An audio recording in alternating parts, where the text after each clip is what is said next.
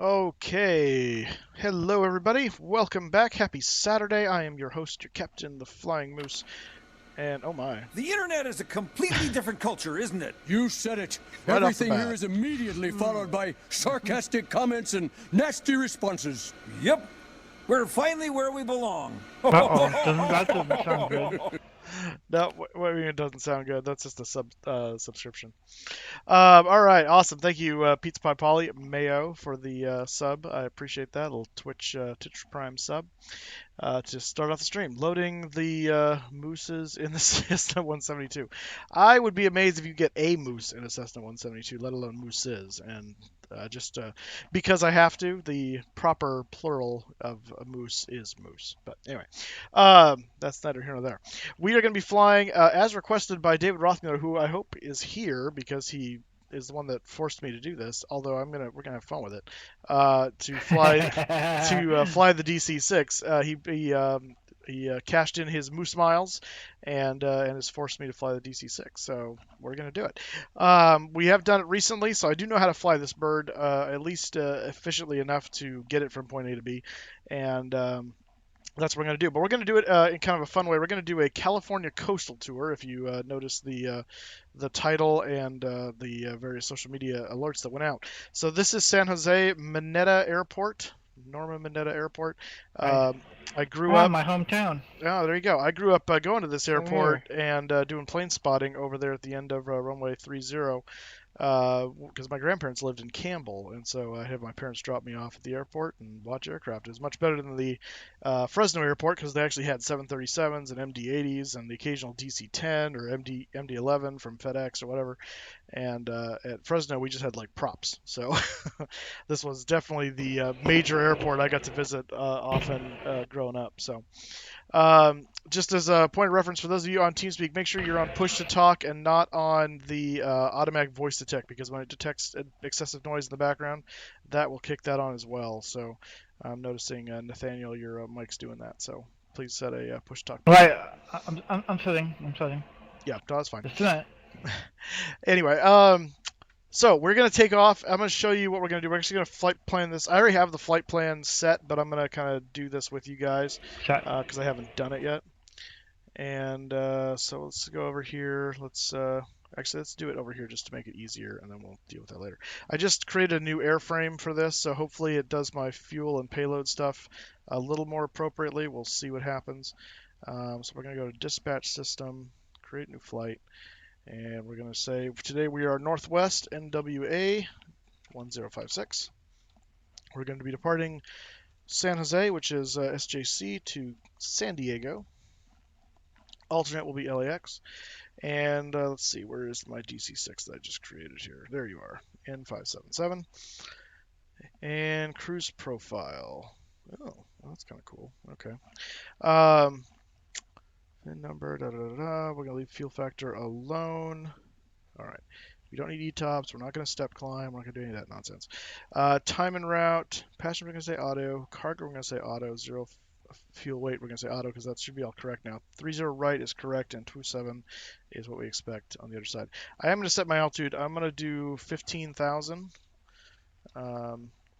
Just because I don't want to go any higher than that. And we're actually not going to go that high right away, and I'll explain. And we're not going to take this route. We're going to do our own. So what it's telling us is to go down here. That is very boring and not coastal at all, so we're not going to do that. We're going to put in our own, and I created it over here. This is it right here. Hey, man, what's up? I'm gonna see that. I don't think I can catch up with you in a Cessna, right?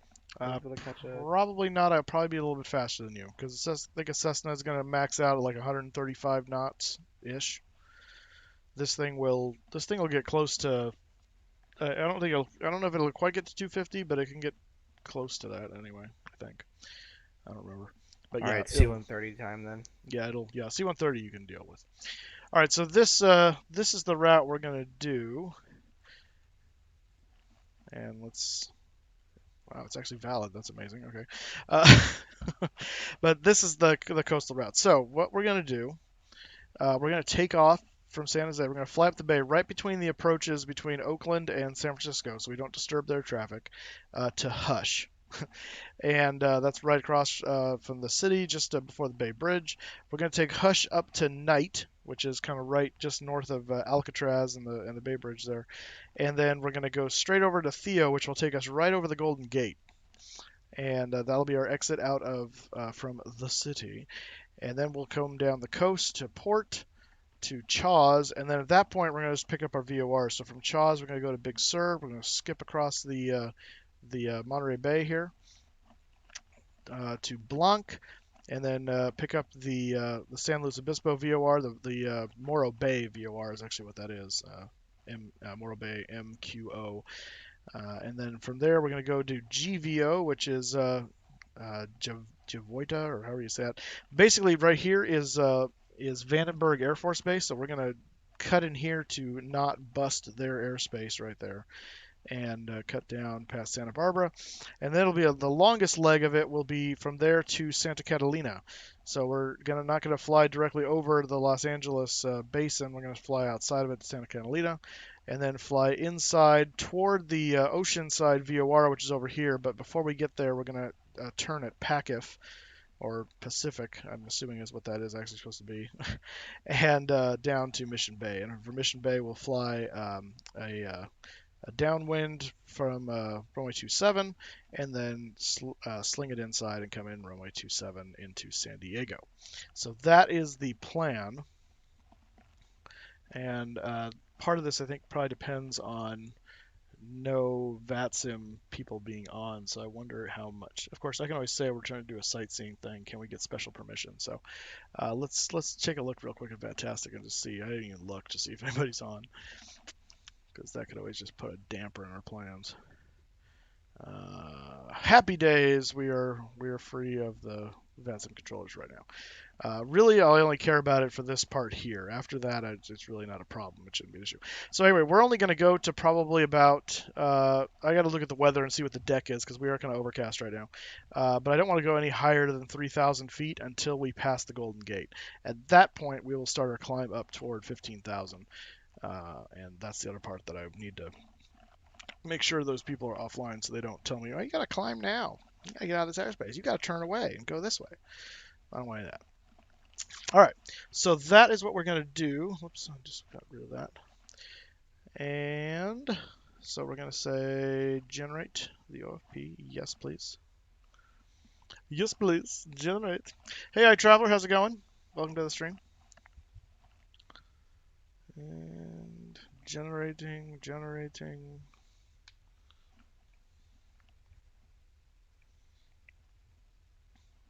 Wonderful. There we go. A lot of directs in there, which is super fun. Yeah, I'm on right now for VATSIM too. Yeah. Denver's on, look out. I'm not going anywhere near them. Thank God, I am. Where are you going? Chicago. Oh. And CRJ, testing range. Oh, all right. So we're only going to take... I personally don't give a damn what VATSIM says, when it comes to my testing thing, but that's what attitude you should take with your sightseeing. Yeah. Go for it. Right. We're only taking 60 of our 68 possible passengers, so that's good. They gave us an actual number we can work with. Fuel, they want us to take 7,900 pounds. So the fuel on this thing seems a little bit more accurate now for our range, so that's good. And yeah, so let's go ahead and pre-file this, since we are on since we will be on VATSIM anyway. So we will say, I'm going to say sightseeing tour.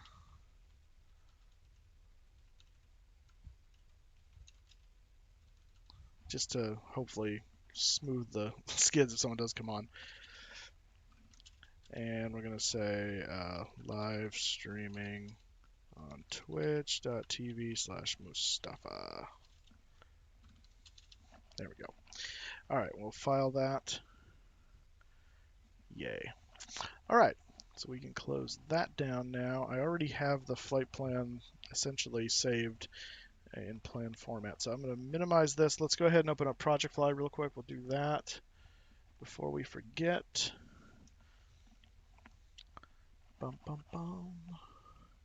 Show you guys all the ritual I go through to do this stuff. And so we're going from KSJC to KSAN, and I love it that it pulls that up too. We're going to manually enter the booking, flight number. Isn't it fun? I know. NW 1056, NWA 1056. We are going to be in the DC-6, which is that guy there. That's book a dispatch. We're going to paste a route, and we're going to do that by going to Navigraph charts, but I've already got it loaded up here, and we're going to say flights. Let's see, I can export to clipboard, I think. Copyright to clipboard, there we go. No, go away. And paste. Aha. Wow, see, it actually puts in that stuff now. That's nice. I do want to take out these direct scope because they bother me. I don't understand why it needs to do that, but whatever. Ba-da-da-da. Da-da-da-da.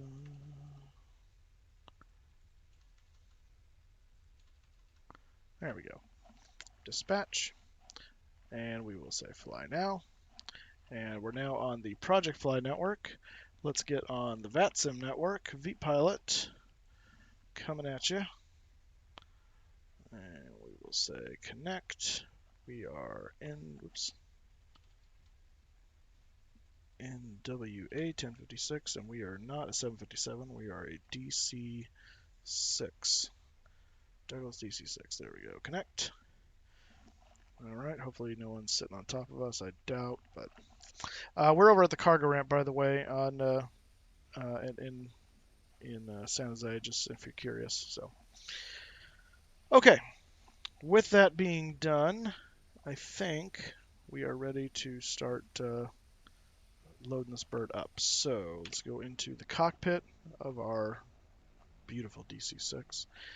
And first of all, before we do that, let's get the loadout set. So that's going to be over here. We're taking 60 people, so we're going to load that number down a little bit. I'm going to say set fuel 50%, and then the actual fuel numbers we needed. Okay, this needs to go over here now. I'm done having it over there. 7,800. We're going to call it 7,900 pounds. So we will bump this down a bit. Bum, bum, bum. It'd be nice if there's a little faster way to do this, but oh well. Oh well. This aircraft feels more ancient than yours. What are you flying? The C-130? KC-130. So C-130, yes. The same thing, but I guess I don't know what the difference between K and the C1 is. Well, one is, I think, KC-130. Is that a refueler then?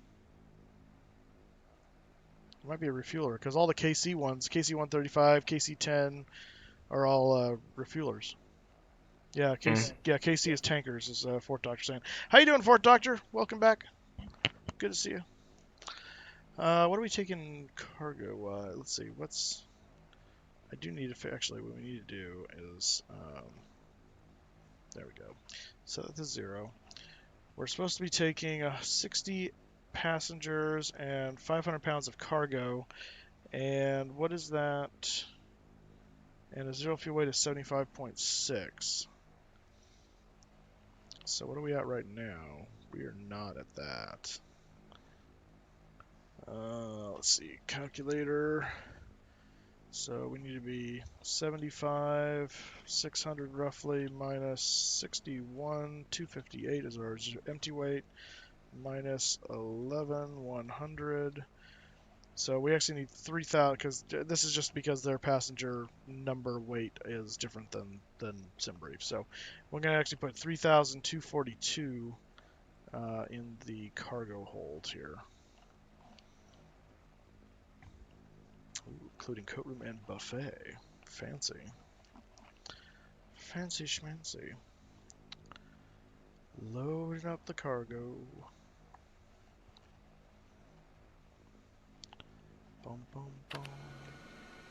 The internet is a completely different culture, isn't it? You said it. Everything here is immediately followed by sarcastic comments and nasty responses. Yep. We're finally where we belong. Are you kidding me? I just did that. Fort Doctor, thank you for the resubscribe. 7 months in a row. Greatly appreciate that. Thank you so much, sir. And I can't believe I just did that. Dagnabbit, you stupid thing. Okay, note to self.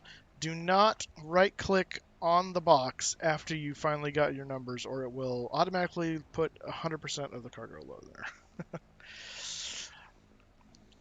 Do not do that. Bad, bad, bad. Alright. I have to do it again. Alright, 3,242, or close to it anyway. 3,002. There we go, 240. Good enough for me. Alright. Close that. Okay, so now our total gross weight is 83,506 pounds. Our max gross weight is 102,800 pounds. So we are roughly about 20,000 pounds less than what we could be. So that's good. All right, so let's look at. Oh, I see what's going on. Okay, so we got the wheel chocks on right now, and we're cold and dark. The cabin things, okay, good deal. I don't use him, so it doesn't matter. You can go away. I don't need any of that. Those have all been repaired, so they're good to go. And it's just that's cool. Okay, all right, go away. Go away. All right. So let's check this bird out and see if we can't get it functional. So I'm just gonna kind of start kind of from the top here and just kind of check through the instruments and make sure everything that should be on. The water injection stuff and oil things are all off as they should be. We are going to need power, so let's do that first. So let's see, we're on ground right now. Let's see here. Gotta remember what does what. Ground power. Oh, there we go. Ground power, bat and ground power, and we're on ground power at the moment, so that's what we want to be. We're gonna say seatbelt sign light, seatbelt sign on, and emergency lights no smoking. Beacon should be off at the moment. Oops. Position light should be steady. We don't need wing illumination at the moment, so that's fine. Inverters should all be in normal. And generator control switches go to on. Blowers and all those things can remain off at the moment. These guys can all be off. We don't need any of the heat elements yet, so they're all off. That's where it should be. And let's see. Landing lights, where they should be. Cow flap should be full open for engine start. There we go. Engine superchargers into low. The cabin pressurization we're going to set to, that's cabin. I want flight is going to be 15. So there we go, that's good. And voltmeters, all that stuff is looking a-okay. Alright, we're going to remove the gust lock because it just annoys me. The parking brake is set at the moment, so that's good. We're not going to deal with GSX because it doesn't really play nice with this airplane all that much. We're just going to check the throttles and make sure everything seems to be working appropriately. It does. We're going to check the prop control. It is working good. And, oh yeah, you stay up there, okay. Because I don't want you in my way. I don't want you in my way. We need to get a current, what's the METAR here? ICAO code not support. Oh. METAR KSJC. Helps to actually give it the METAR code. That would help. There we go. All right. So 1653 Zulu. So that's about 30 minutes ago. Variable at 3 knots. 10 mile visibility. Few clouds at 1,000. Broken at 1,800 or 1,800. Temperature 18, dew point 15, altimeter 2995. Okay, so we're gonna have to stay pretty low. to see the Golden Gate Bridge. Let me check and see what the METAR is at San Francisco because it may change up the coast a little bit here. So METAR KSFO. Let's see, few at 19, scattered at 2,400. So yes, it's the cloud deck is increasing as we go north a little bit, so that's good. So we may be okay. But we'll start out nice and low, and then we'll see what happens. But we're gonna be flying over the water anyway, so it doesn't really matter that much. We won't be buzzing anybody. The altimeter though was 299.5, so we do need to set that. So let us do that. If I can see it, I might just have to do this. Yeah, I'm just gonna cheat because I can't read that. I cannot read that. All right, that stuff can all stay off. We do need to. Can this lower? Oh, it can. That's helpful. Let's see here. Let's turn this on to standby. There we go. And that's good there. Okay. And we don't have a flight instrument failure, so we did get the inverters right this time. That's important. Always helpful. All right, so I think we are pretty much ready to go. We need to turn these guys on, which I have to remember what the button is that does it. That one. And that one, and that one. There we go. So we will be utilizing this one, especially for the first part, and then we'll transition to the VORs. So I do have my little helpful, this guy. So what I did is I loaded this in. Navigraph doesn't give you headings. Not Navigraph. Yeah, Navigraph. Doesn't give you headings for your route. And in this aircraft, that is very necessary. So what I did is I went and copied the route into SkyVector. It does give you headings and distances. So basically, from the airport, it's 307 degrees to Hush for 30 miles, 30 nautical miles. And then night, 325, Theo 228, and so on and so forth. So this is to give us kind of rough bearings until the navigation kicks in, or if we're not fast enough with this, like between night and Hush, we'll probably just time it and then make the turn. We'll probably be doing it visually anyway, so it won't really matter. But like once we get to, we won't really have radio navigation until we get to Big Sur, and that's this one right here. So, given that, we do need to set Hush, so we're going to do that right now. HUSSH.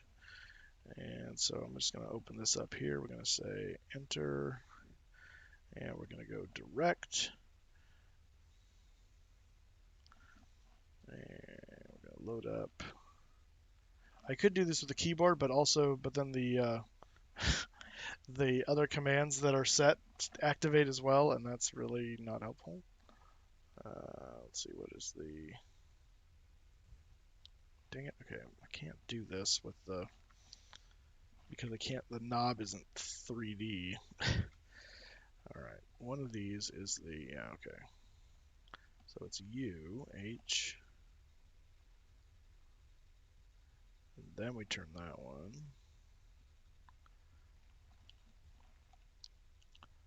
U S S H. There we go. It's got it. Hush. Activate that. There we go.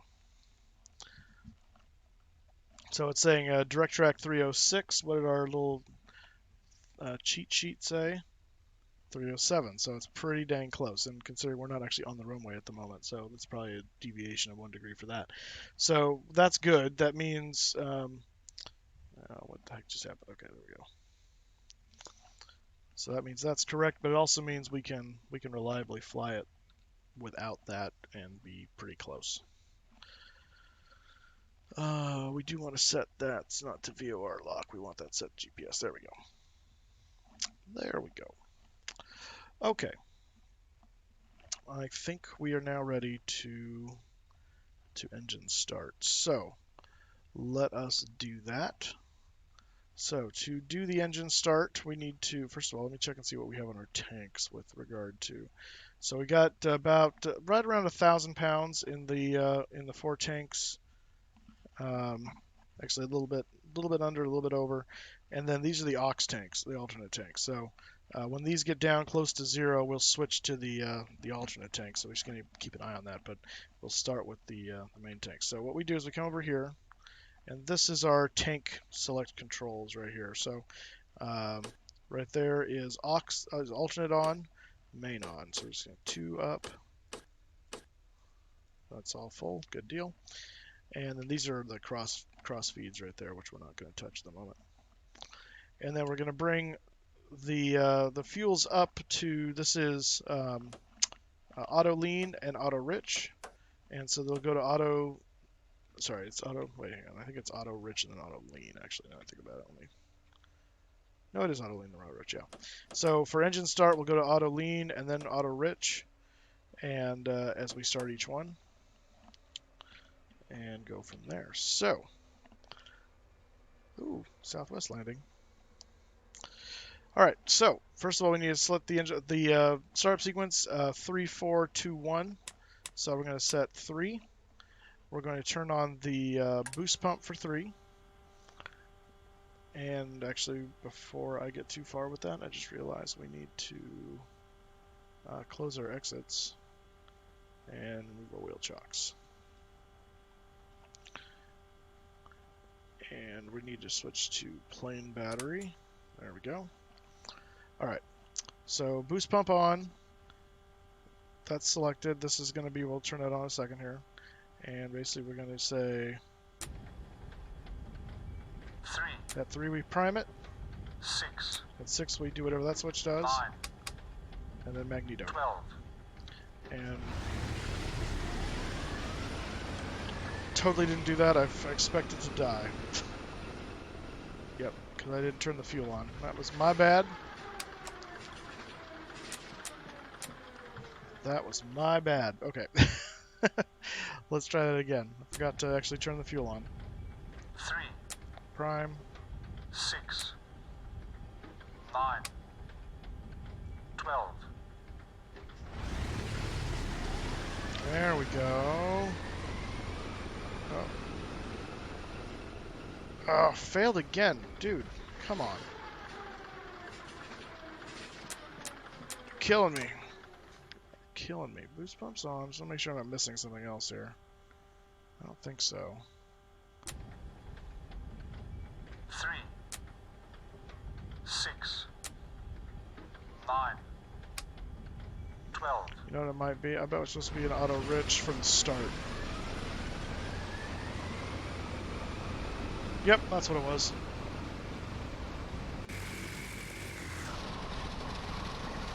Alright, good. We got a good start now. See, I kind of remember. Poseidon. Oh, cool. See, I only kind of remember how to fly this, so. Alright, so we have one good start. We're going to bring this down to auto lean now. We're going to bring this guy up to auto rich for starting. I'm going to turn off the boost pump. We're going to switch this to number 4. And turning 4. 3. 6. 9. 12.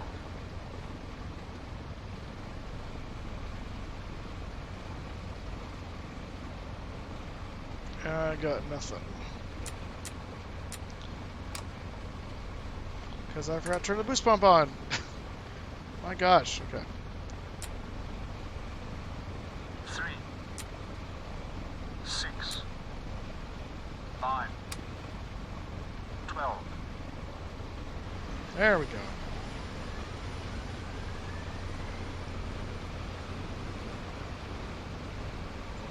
Let that run for a minute and stabilize. And we'll auto lean it. Wait for these to come off, basically. Alright, we're going to kill the boost pump. We're going to go to number 2. We're going to go to auto lean, and we're going to turn that one up to auto rich. By the way, beacon should be on now. Boost pump for number 2 on. By the way, boost pump should go to low on. And we'll start number 2. 3.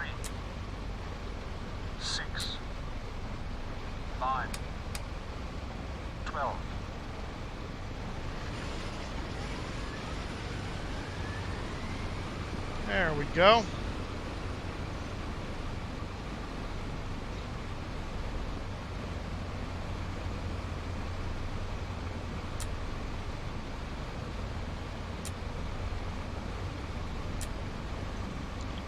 Boost pump off, indicator 1.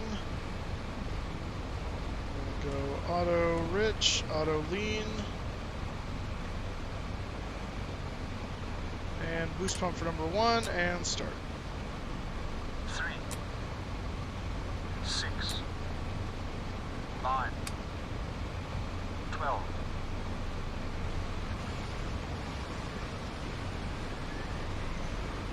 Bingo.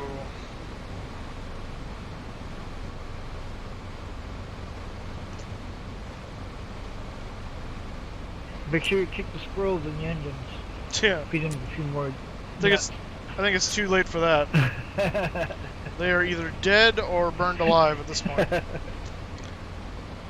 we'll kill off the boost pump for that there. We'll send this to auto lean. Hey, Nathaniel, your mic's hot. Nathaniel? That should be now. Oh, hold on.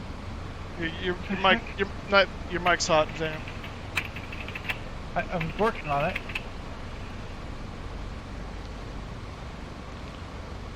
Alright. Okay. So that back's off. Generators are on.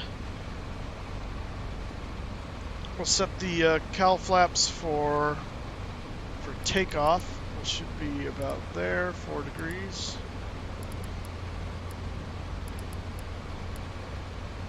There we go. And flaps will come down to 20 for takeoff. There we go.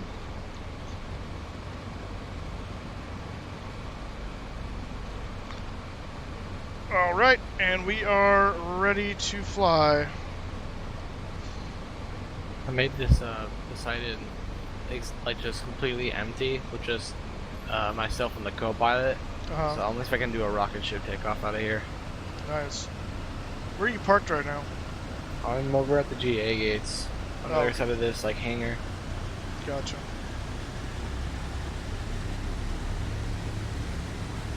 Here we go. On the move.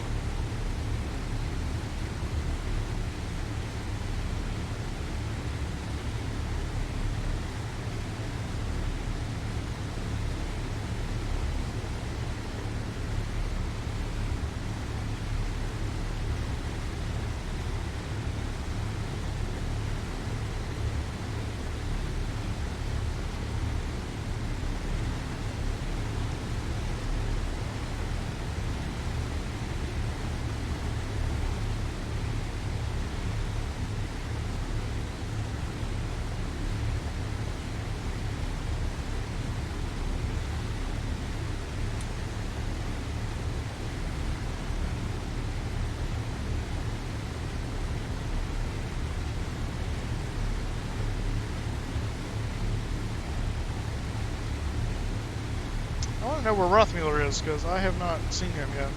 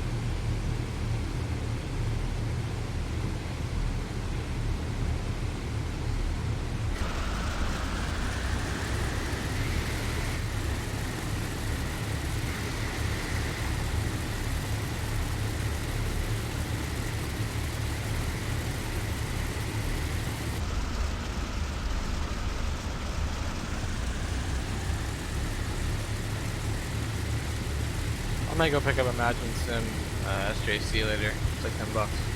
Oh, really? Yeah. I should get that then. Pretty nice looking too, actually.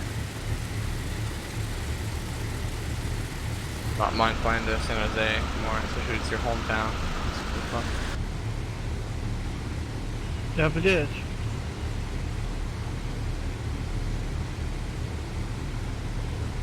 As I said, remember San Jose Manila when it was a municipal park, and they had PSA Electra L188s, A146-100s, 727-50s, and 737-300s. Old PSA, and MD, it was the MD-80s. That dates me well, doesn't it? Yeah, the MD-80s were super fun to watch from the road over here, because they'd line up so close to you, and when those JT-8Ds went full power, oh my gosh, they were thunderous. It was awesome. Nothing like it. Alright, I'm at CRJ. If you're on the runway, you're about to see a rocket ship take off. I want to watch this. Alright, go ahead.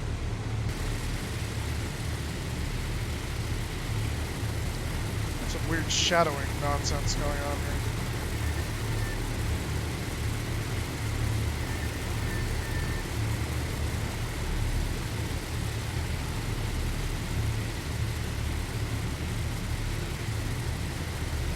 My god, it took off before the numbers.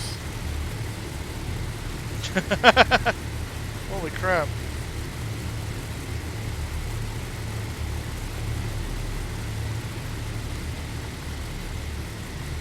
I'm still going up. I have a pitch of 40 going on right now. Alright, hang on one second. I gotta take care of something here. Stand by.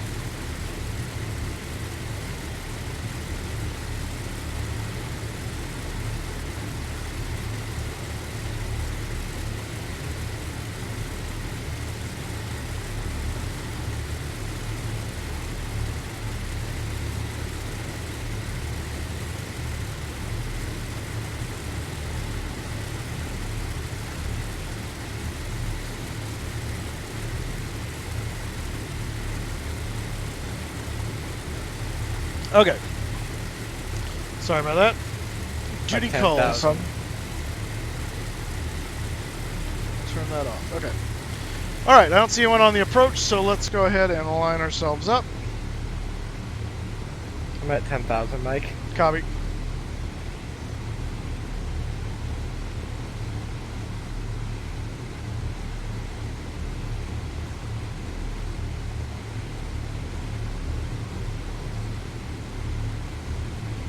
A little weird that Navy aircraft would pull out of San Jose instead of the Air Force Base. What's it called? Moffett. Moffett.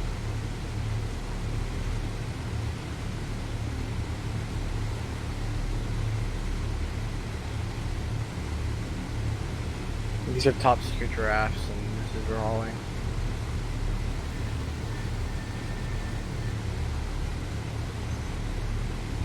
Alright, here we go. So I'm going to set 30 inches. Actually, let me turn on the landing lights first. There we go. Muppet Field, yeah. Yeah, Moffett Field, not Muppet Field. How you doing, Sean? Alright, 30 inches coming in.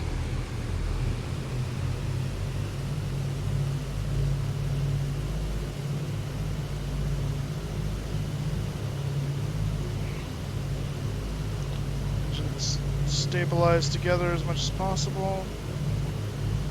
If I can figure out which one's which. Alright. Alright, and we're going to set max takeoff power.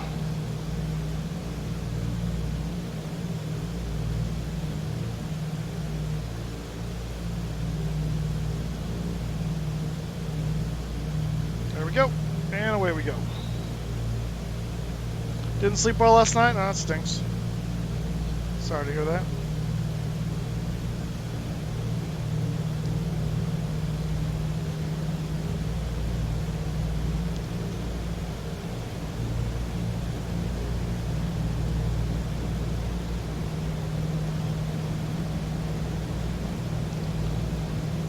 And 100 knots.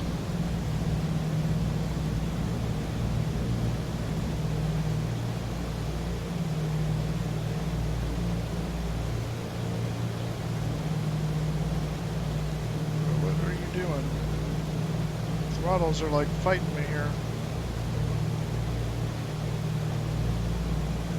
Gear up.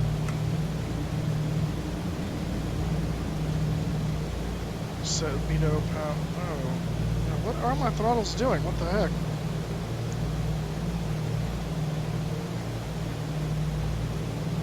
I should not be acting like that. What is going on?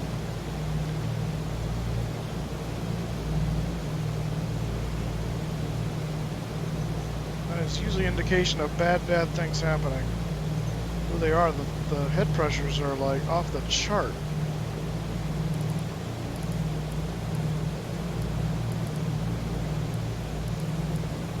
I'll open up the cowl flaps here and see if I can fix that. Because we may be losing our engines with that.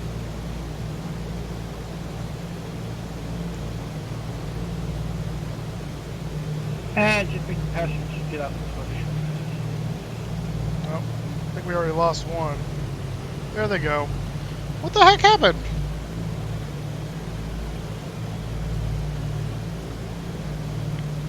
Well, this was short-lived.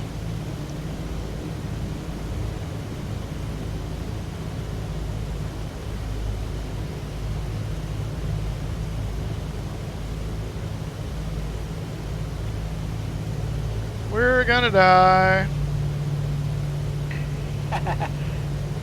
Well, put your head between your legs and kiss your butt goodbye. Alright, what the crap happened? That doesn't make any sense. Why they died that fast? They all completely died. What did we miss? All the engine things were set correctly. We never redlined them, but look at this. The engine head temperatures were all off the chart. That's typical with that C-47 DC-6s. You can overdo the cowls, the engine. Well, yeah, I know you overheat can. It. Well, no, I understand you can, but not when you're keeping the engines within the limits that are supposed to be. They shouldn't be, and not on a day when it's not excessively hot outside either. It's the Bay Area. This is not like the desert. Yeah, it's out cool here. and misty. So, yeah, the heck is I going know. on here? That doesn't make any sense. What the heck? Cowl flaps. Very interesting. Cowl flaps were set appropriately for takeoff. They actually were. Doesn't make any sense. Okay, well, we're gonna do this then. Let's go to airport. Let's try it again. KSJC. Go back to where we were.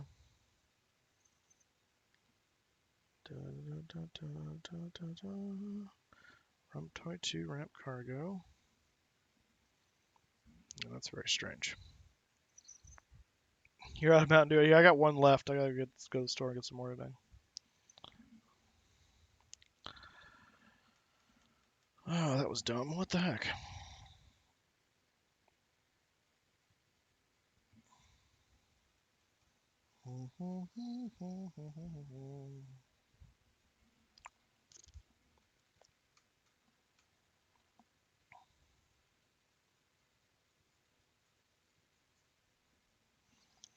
I should look at the, let's see, PMDG. No, that's not what I want.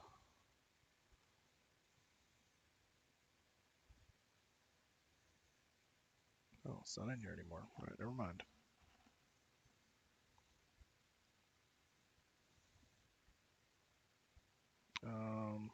What now?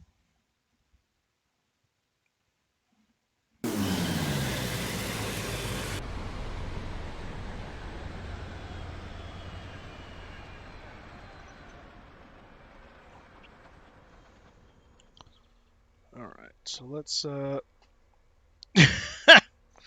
yeah, thanks Project Fly, you suck. All right. No, cancel the flight. Yes. Dispatch, paste the route. Let's see, it's still in here. Dispatch, fly now. There we go. All right, so that's taken care of. No. Actually, does it still have all this information? That's close. We need to up this, the fuel, to 70. What was it, 7.9? There we go. Okay. Engines. Okay, repair. Service. I'm about to buzz you at 600 knots in a 737. Alright. Okay, close that. Alright. Fully open the cow flaps. Let's retract the lights and we'll turn them off. Let's see what else is set here. This should all be ready to go, I think. Yeah, it looks like it. Yeah, okay, we'll be on plane battery. Are we actually running? Yes, okay, good. Alright, we're gonna go to Rich. We're gonna pull the throttles back to there. Alright, well that explains why the throttles were jumping all over the map on me. No, I don't know what caused the overheat. I missed the reason. What is cow flaps? No, it was not the cow. It shouldn't have been the cow flaps. Cow flaps were set correctly for takeoff. I opened them to try and get more air over them once I realized the overheat condition, but it was too late. Let's see. Turn off the magnetos. And okay, so we're gonna go select number 3. Boost pump on. 3, 6, 9, 12.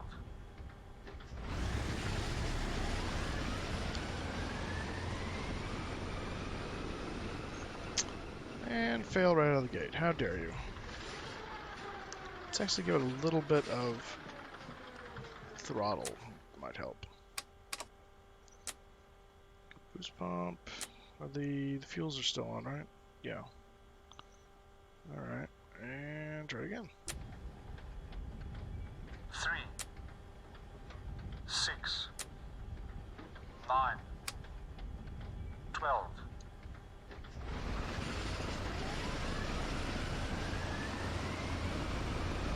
There we go.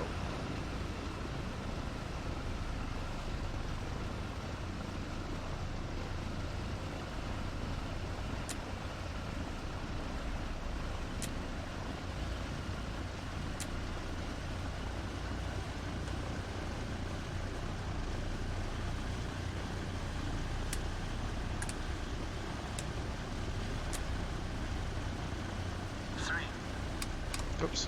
6, 9, 12. I sequence out of order here.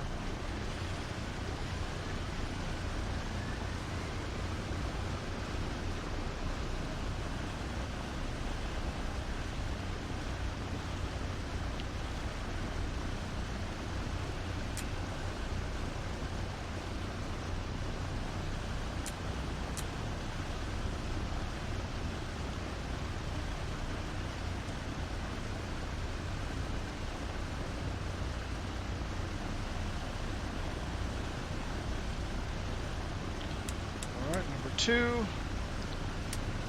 Boost pump. 3, 6, 9, 12.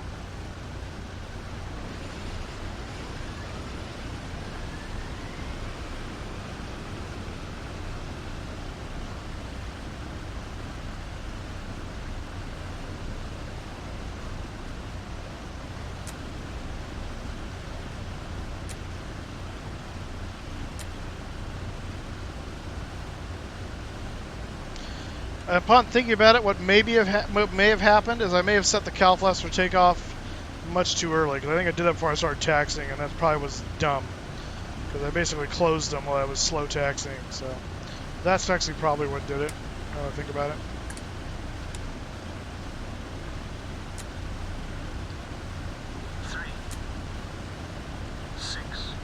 I haven't flown a DC-6 forever, so I wouldn't know.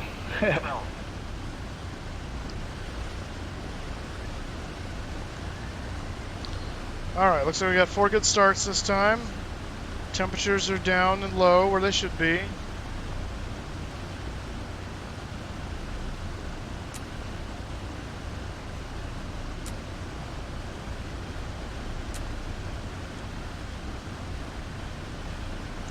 We're going to leave the cowl flaps where they are this time.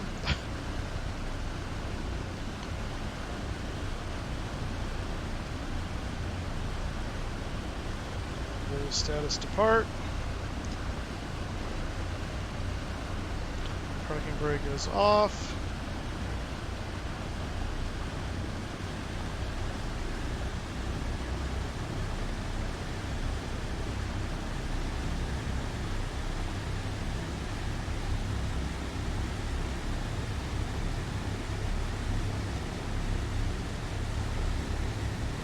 Try this again.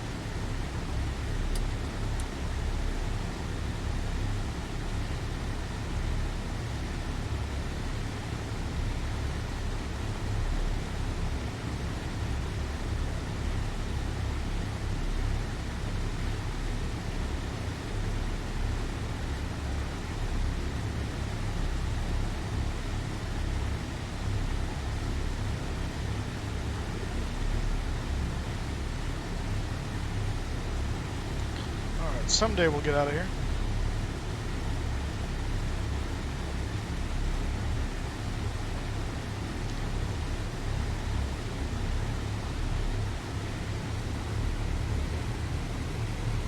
Just keeping a close eye on those cylinder temperatures and make sure we don't overheat again.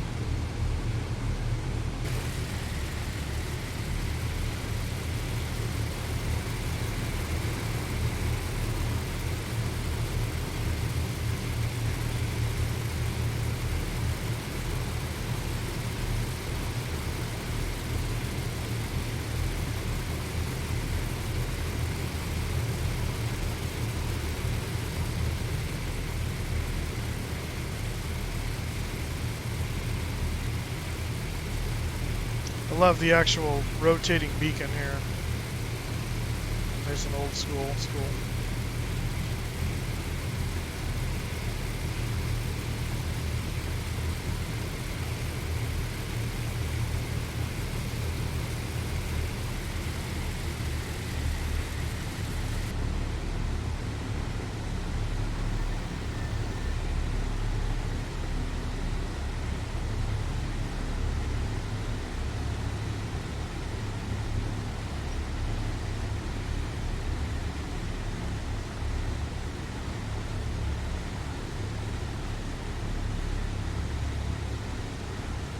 Hey Chris, how's it going?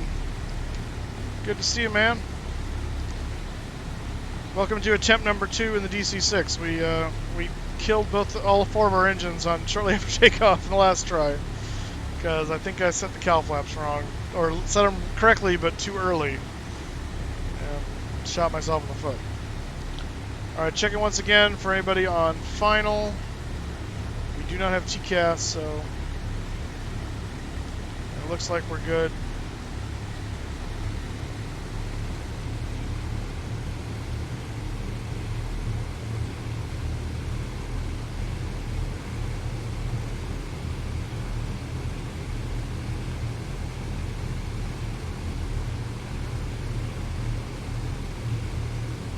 on Saturday afternoon, taking the kids to a pool birthday party. Oh, nice.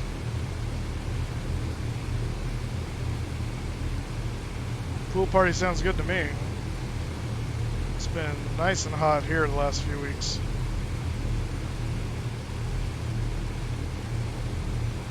Even on that.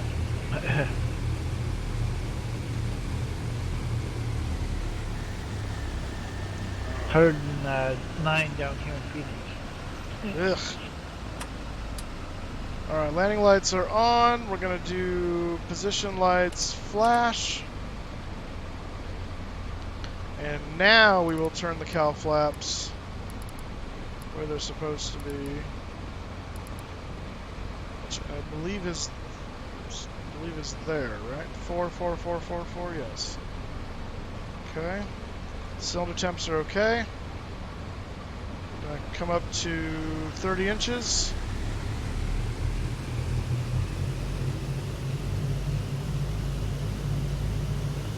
I go take off my gear. 30 inches stable.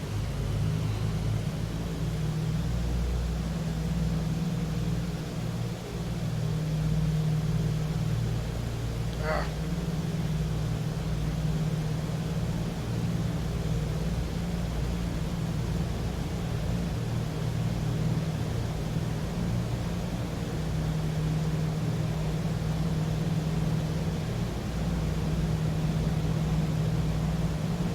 Nope, there they go again. The cylinder head temperature's just redlined on me.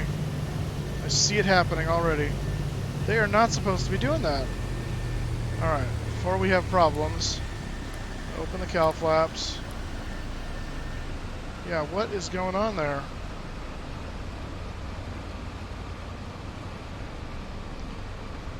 Boarding. See, look at that. They are already above redline. That is not supposed to be happening. What is going on there?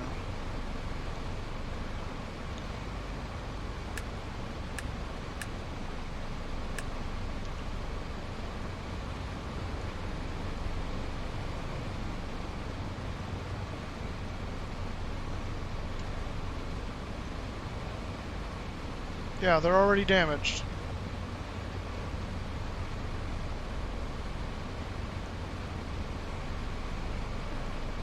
What is happening here? What is not set right?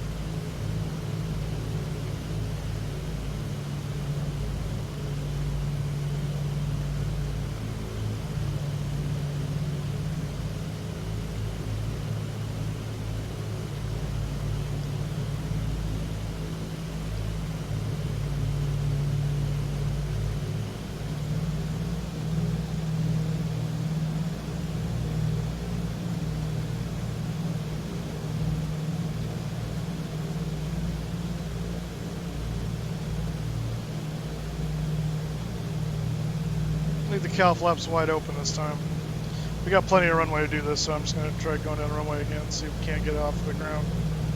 Save the cylinder heads. Because for whatever reason, it does not like me closing them at all.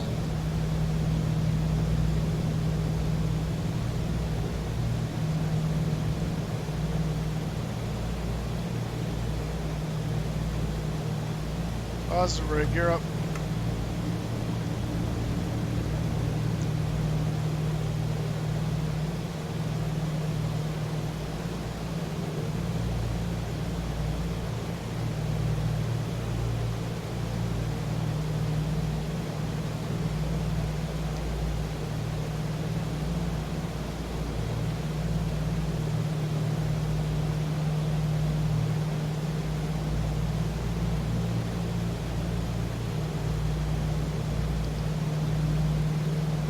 Kids both are gonna go next week, so I get some stream time in. Nice!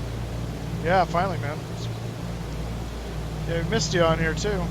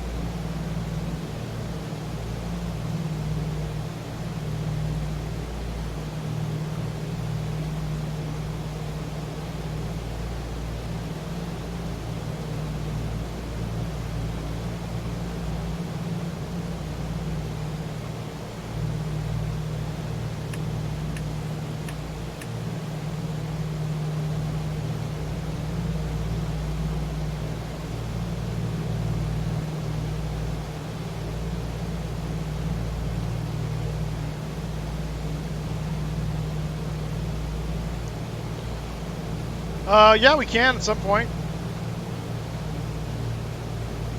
I don't know what the other one is, or STEE, AE, I don't know what that is.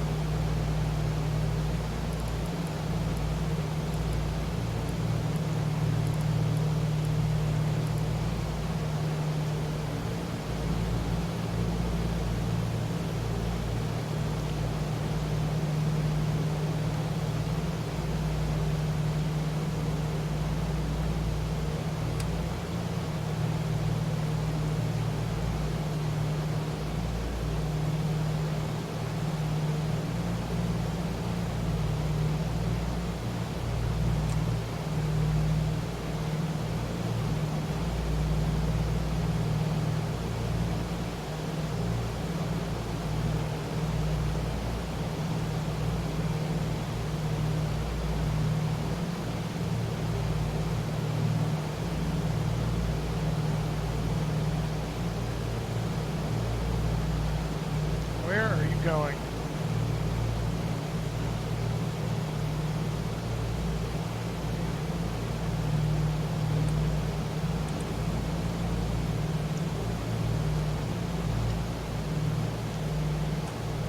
Nope, go away. Where this thing is taking me.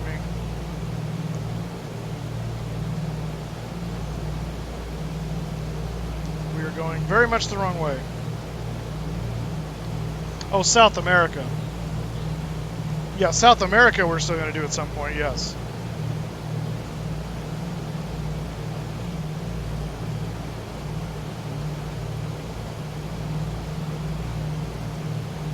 Okay, that is Dumbarton Bridge. I'm trying to figure out why this thing is going weird directions here.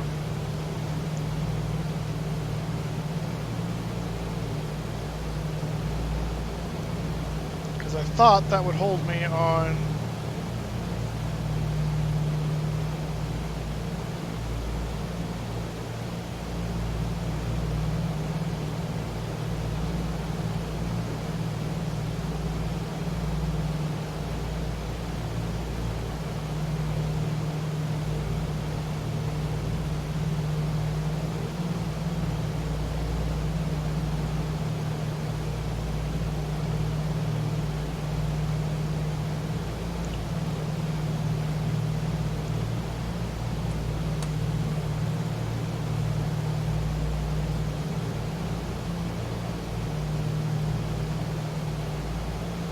there's San Mateo. Kind of need to dip down and get below this cloud layer.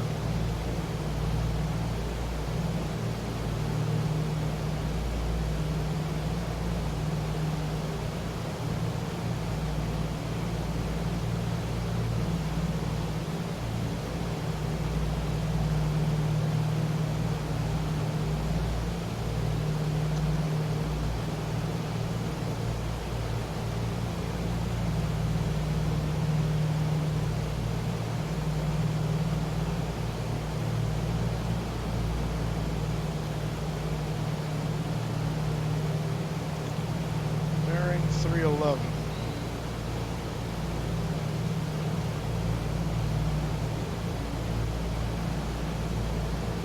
So we should be fairly close to that right now, which is what I estimated.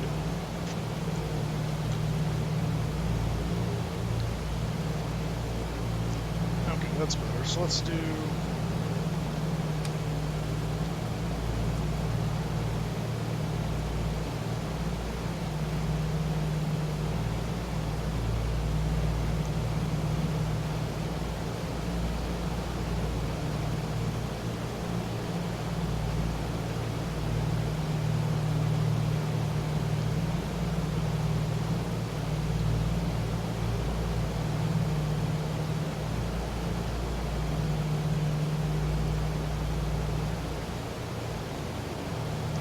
I can't do the altitude hold, basically.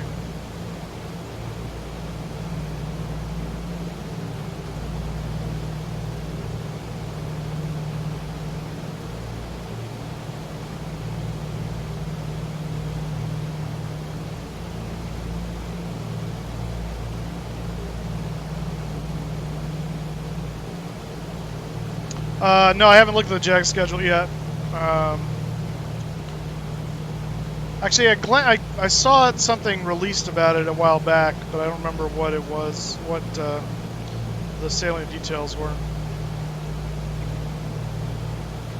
But yeah, I need to get that going again.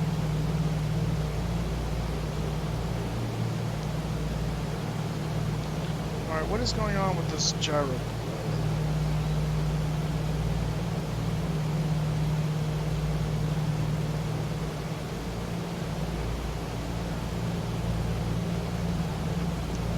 Oh, that's the lock. That's not that. That's why. There we go. I was wondering why that wasn't working. Alright, so we're going to hold at 1,000 feet for now.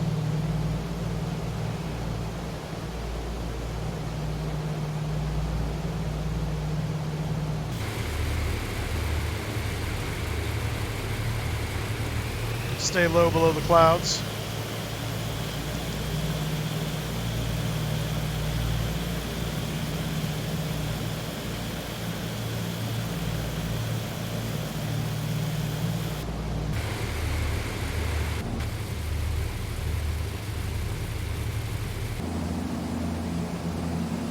Coming up on the Bay Bridge up there, downtown San Francisco, the airport, San Francisco Airport over there, and Oakland Airport is right off to our side here.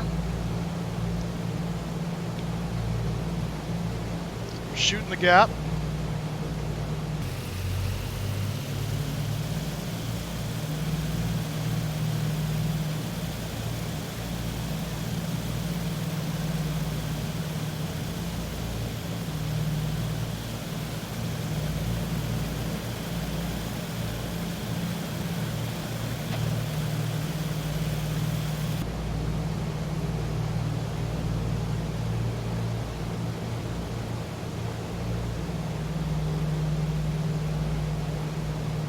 And you actually see the Golden Gate in the background there too. It's pretty cool.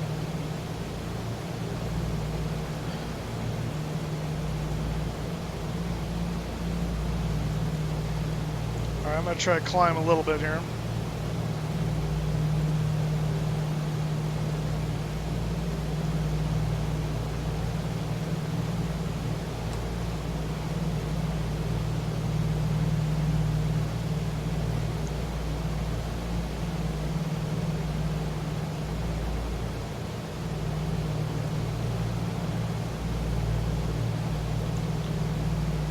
Hey, Flight Sim Stream. I'm doing very well. How are you? We're just doing a little coastal tour with the DC-6 here. About to overfly the Bay Bridge and then over the Golden Gate. And then down the coast. How are you doing?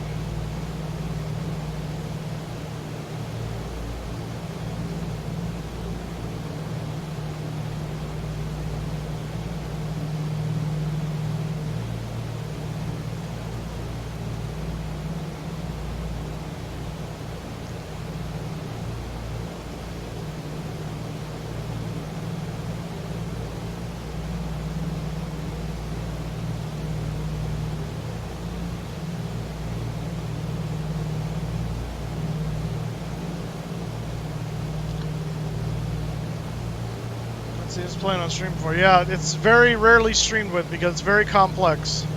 And even more rare is doing it without the aid of this guy, the artificial flight engineer.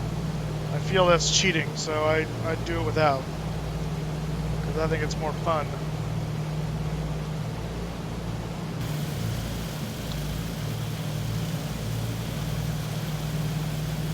And I don't know what is going on with the Oakland Bay Bridge. There are clearly two bridges. Something is not scenery right there, apparently. That's really interesting. There's the Oakland Bay Bridge, downtown San Francisco, the Primerica building, Embarcadero building, the ferry building right there. Pier 39 is right over here.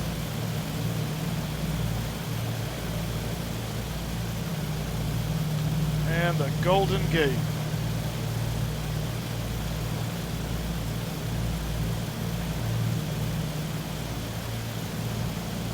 That's Alcatraz right there. And we are going to turn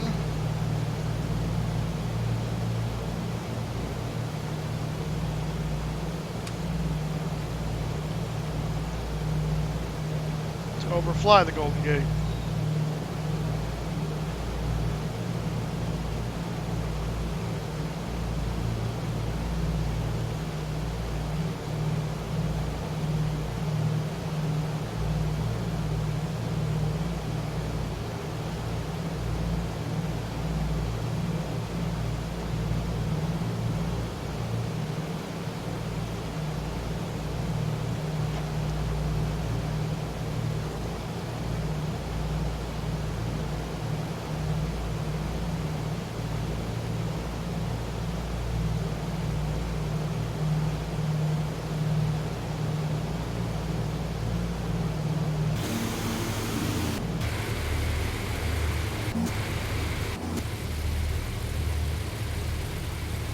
There's a nice view of that.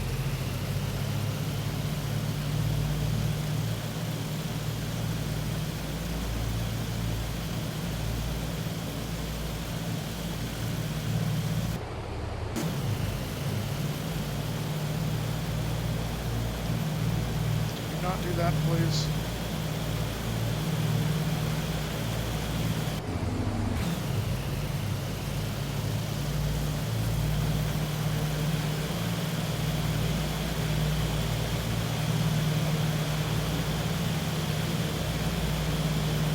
That's a cool shot right there.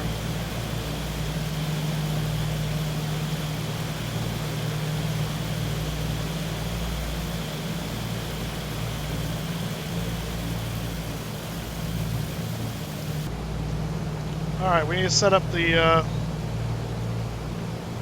next point here, which is Theo, T-H-H-E-O.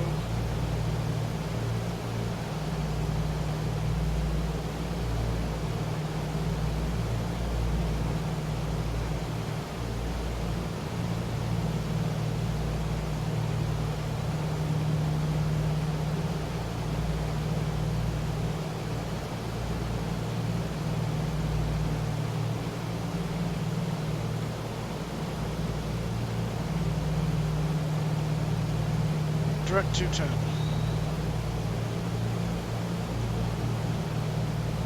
We're about to hit it, actually.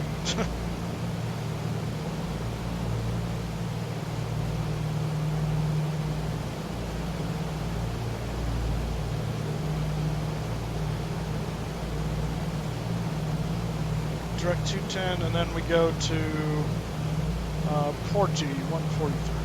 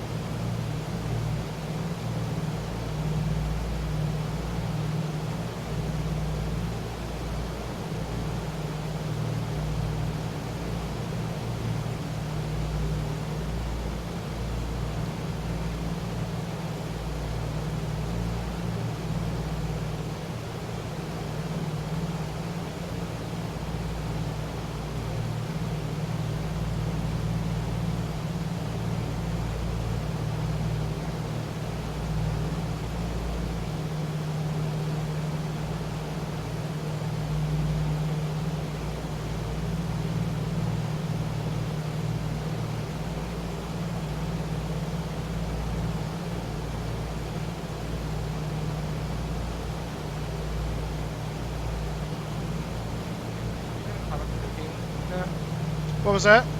Are we gonna climb up to 15? Now? Yeah, yeah. Okay. 151 is where we need to go. It's our way that way.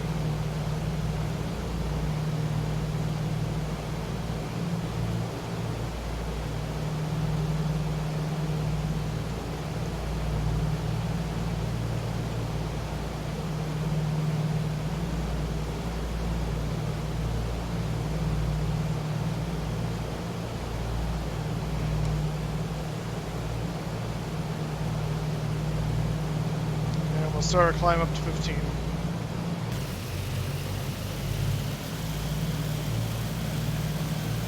Yes, this airplane would be excellent for a shared cockpit. Absolutely.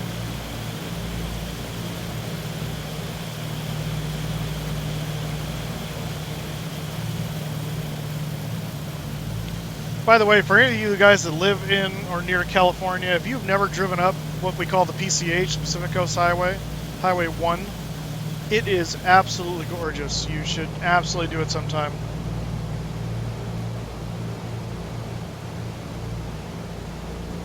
Set climb power here.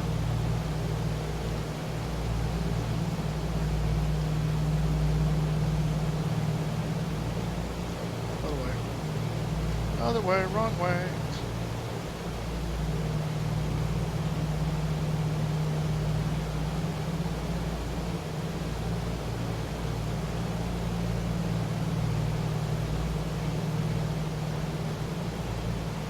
There's San Francisco International there, on the backside.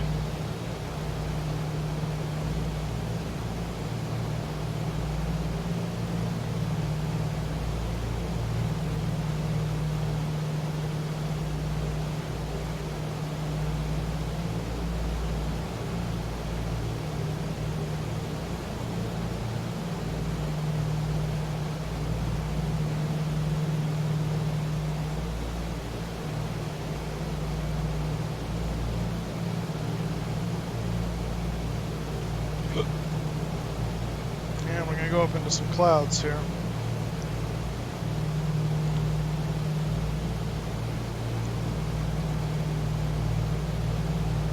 This may or may not burn off as we go down the coast, which would be a little unfortunate, but we'll see what happens.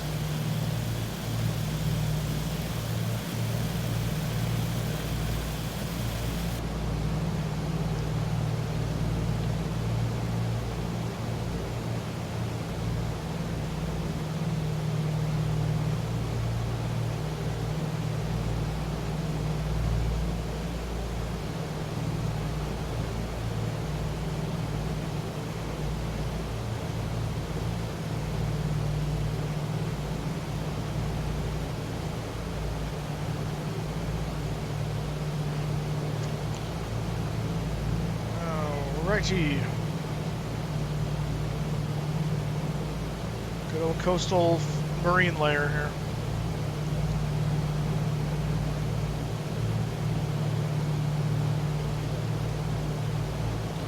And Big Sur is next, which is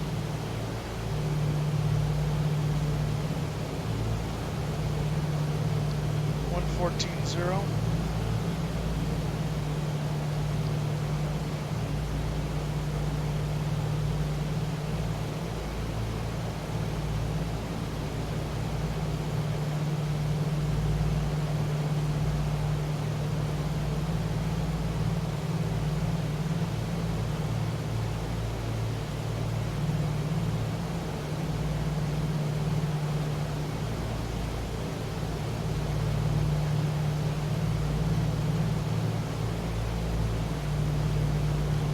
That's going to be 135.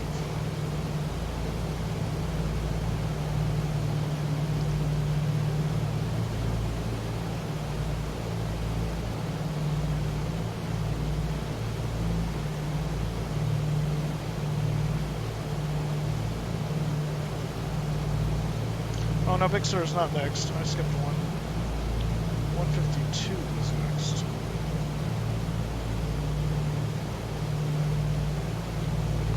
My bad.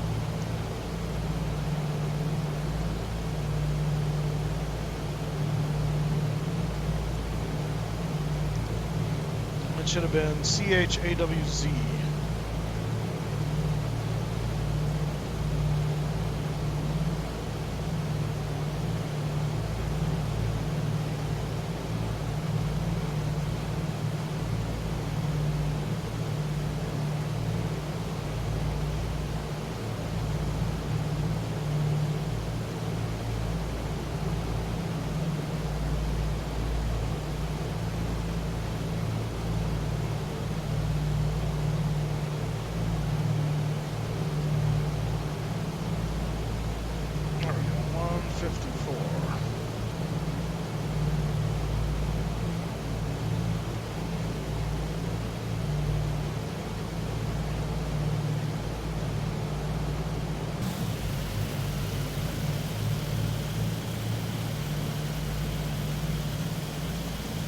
Going down the California coast.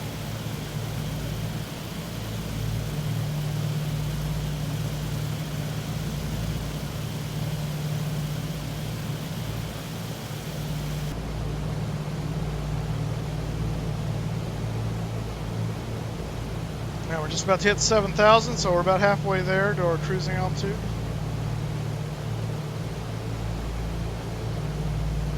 Cylinder head temps are looking okay, that's good. Fast you going, Mike? What was that? How fast you flying? About 180, Alright, same here. or 160 rather.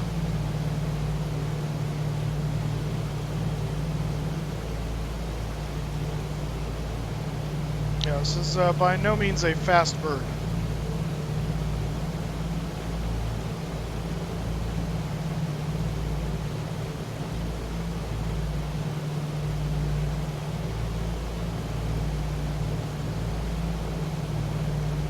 We got 15 miles to go to Chaz, or Chawas, or whatever you want to call it.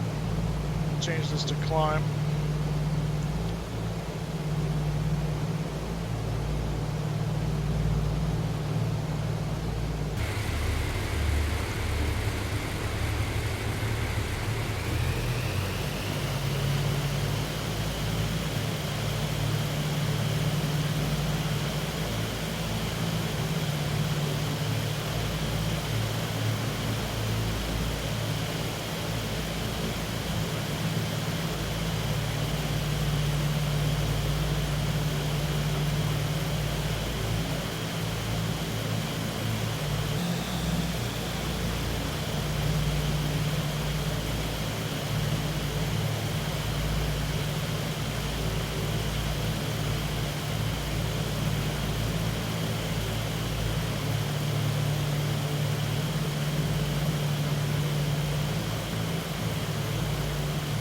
Come on, chase plane, change it up.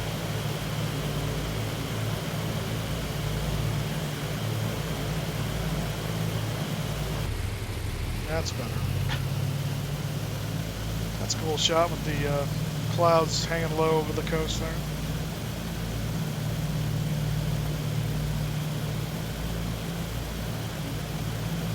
That road you're seeing right there is PCH. That's the Highway 1. It's just gorgeous to take this route because it just takes you all up along the coast and the cliffs, the water. It's just beautiful.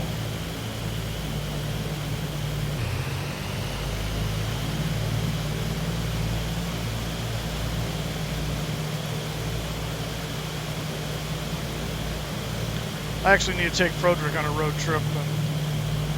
Because the last time I drove that was in the Saturn. I'm going to take my Fusion on that round.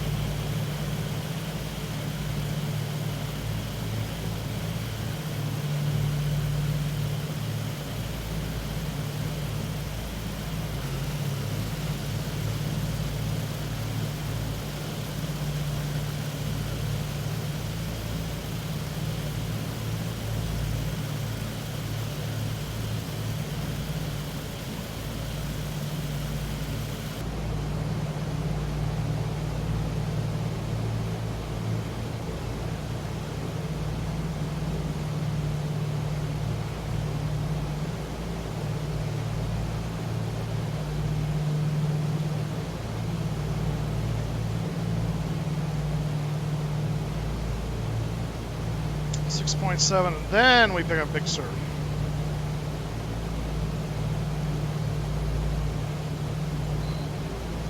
Which is 135. And we're coming up on 10,000 feet.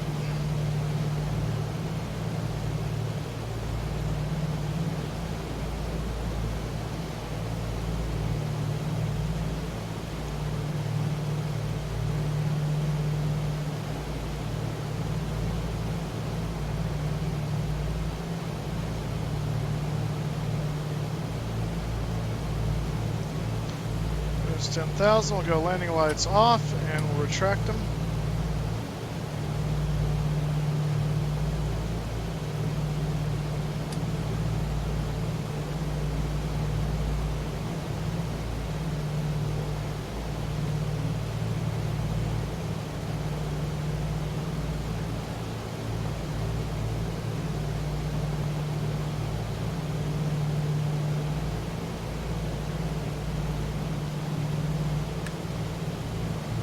sure our pitot heats are on. That'll be good.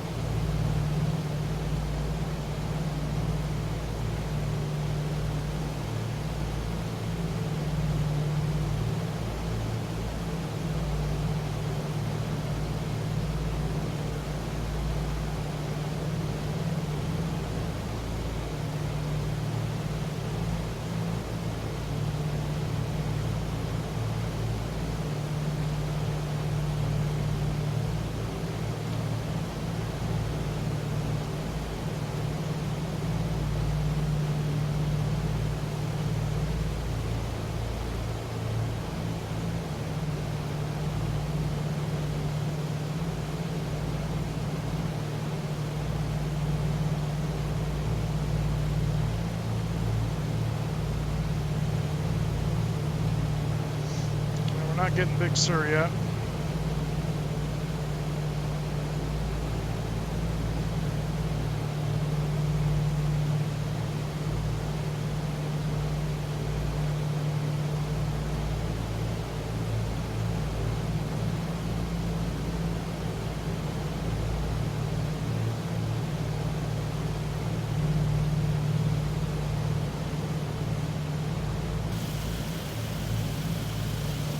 Nice marine layer.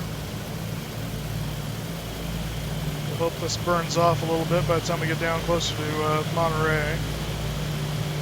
Hopefully.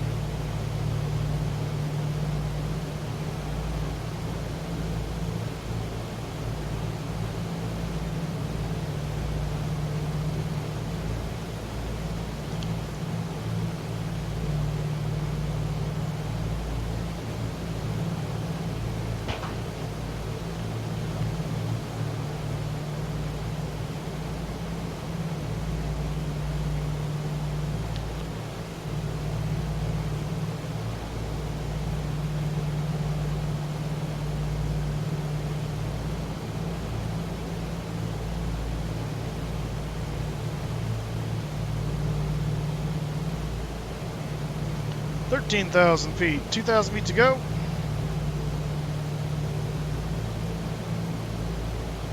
Still looking for Big Sur.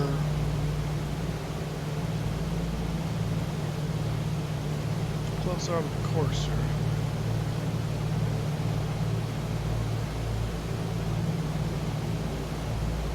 Can't connect to the simulator.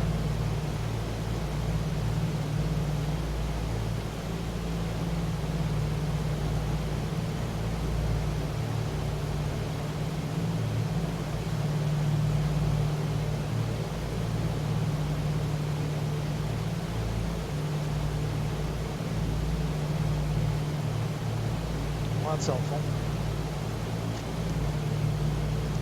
Somehow switch over to my channel and chat did not go through. Huh?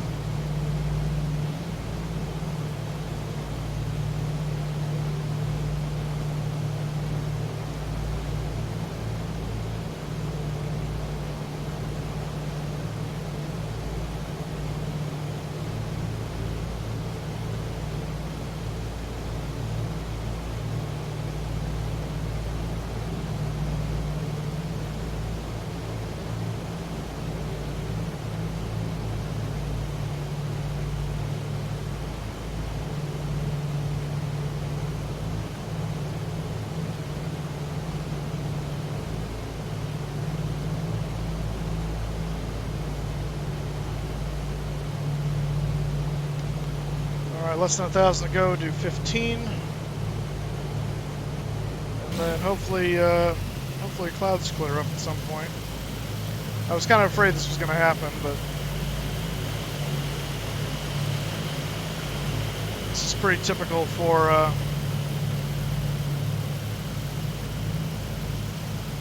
California. Coast socks in when it gets hot in the valley.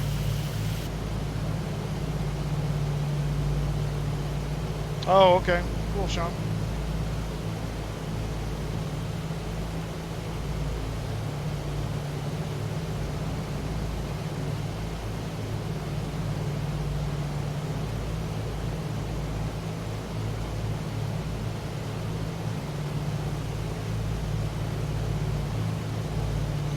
Let's see, what is the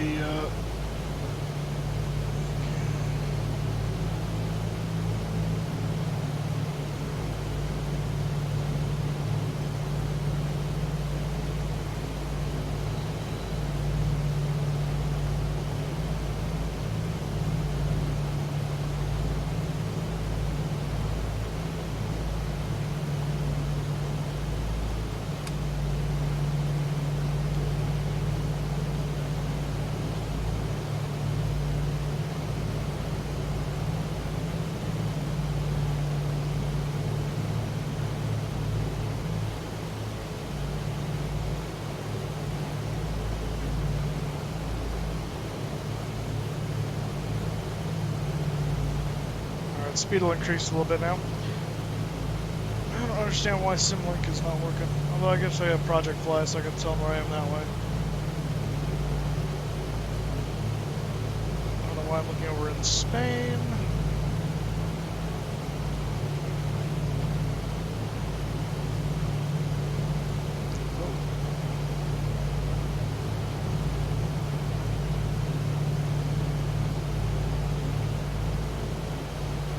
Okay, we're over the Monterey Bay at the moment, so hopefully once we get south of Monterey, the clouds clear up a little bit. We'll see. We shall see. We have reached our cruise altitude, so we're no longer climbing, we're just speeding up.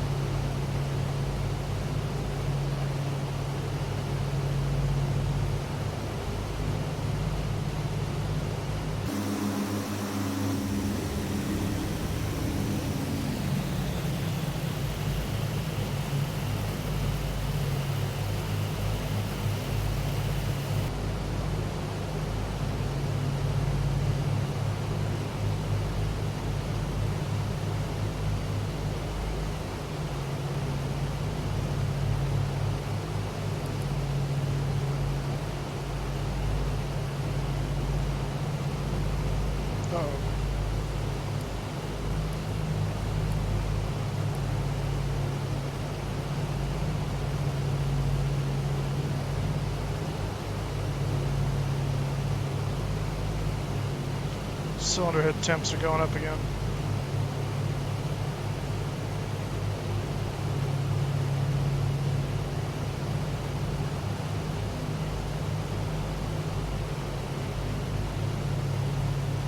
Oh gosh, what the crap?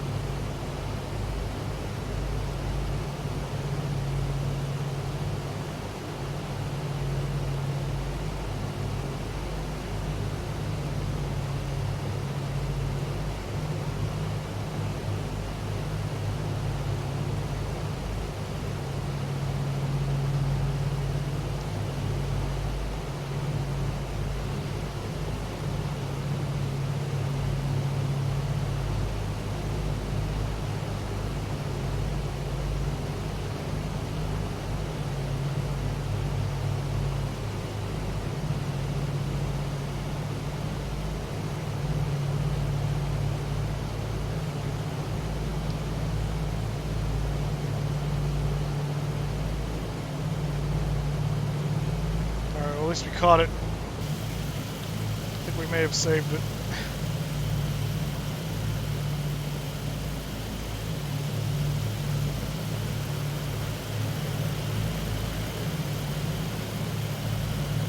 Hey, we got clearance in the clouds. So there's the Monterey. No, what are we looking at here? Yeah, Monterey Peninsula. That's the Monterey Airport. Pebble Beach Golf Course is right there.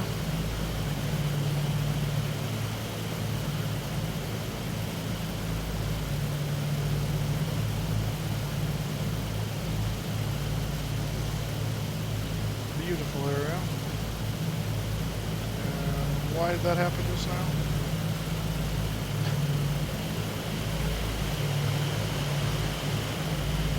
Why did it get dark all of a sudden? There's no clouds above it.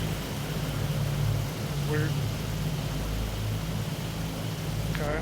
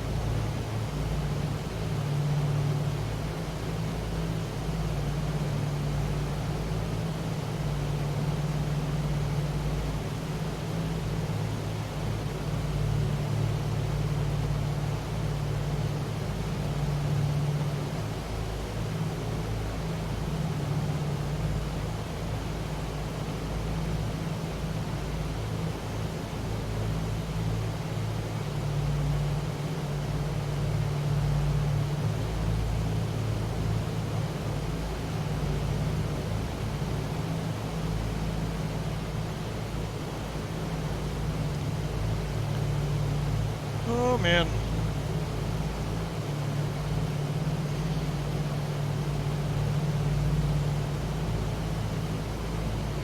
Mayo, are you behind me? I think I'm in front of you. What's your call sign? Oh my god. I am November Papa 4022. Yeah, it looks like you're just, according to Project Fly, you're just a little bit behind me. But not by much. Okay. I'm at 180 now, so I think spacing should be fine. That's going to be speed up or so now.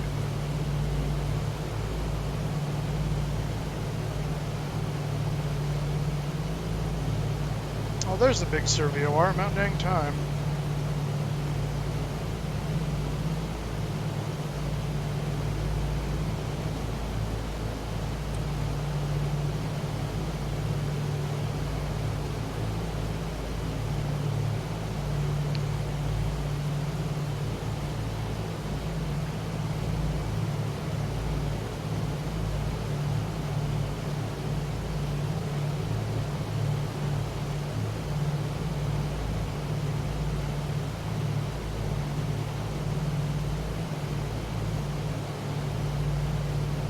DSR.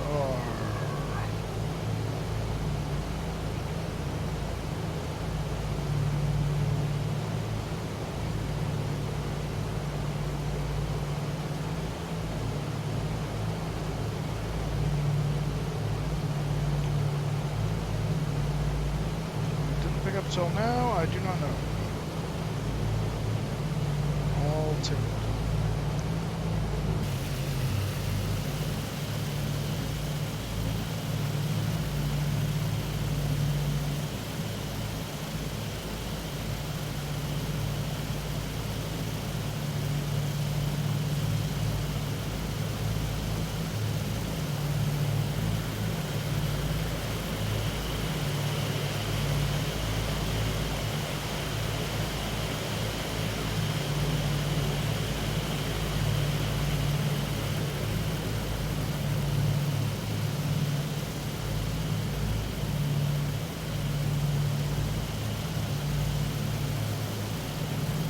That's Salinas Valley back there, and Salinas.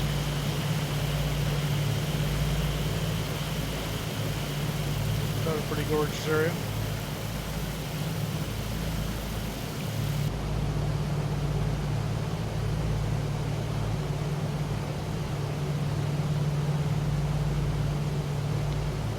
How's our fuel doing? We're at about 500 pounds on the inside tanks and about 250 on the outside tanks. So in a little bit we'll switch to the alternates, but not quite yet.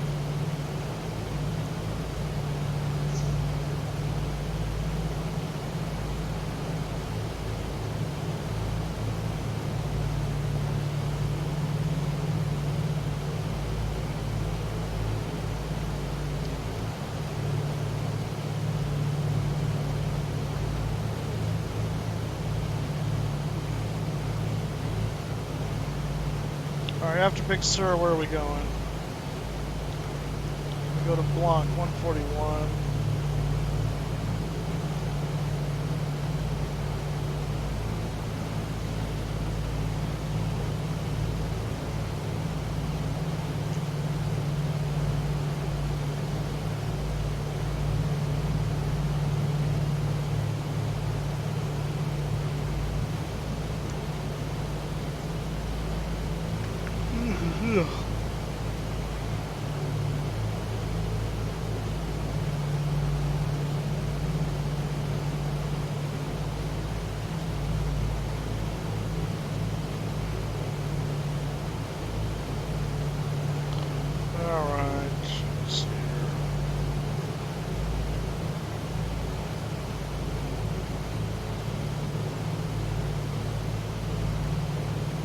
You ended up sleeping in this morning? I did a little, actually not as much as I thought I was going to. I kind of naturally woke up around 6, which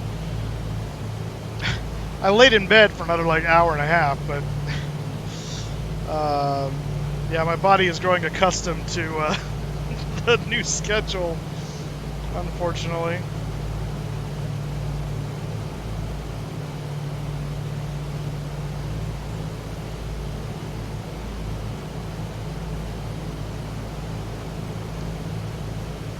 Yeah, I know. I don't want to say that. Well, and I've got another week of this too, where I'm probably gonna be waking up, you know, 5:30, 5 or 6 in the morning to get this parking lot thing done. And then the week after that, I'll be waking up earlier than I normally would because of VBS. So it's like I'm gonna have 3 weeks of this, and then I'm not gonna be able to adjust back, which is gonna be unfortunate.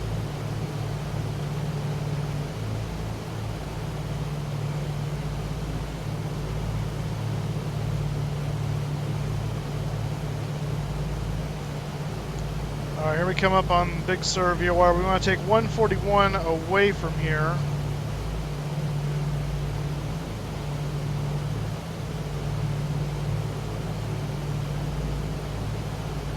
It's probably about like that.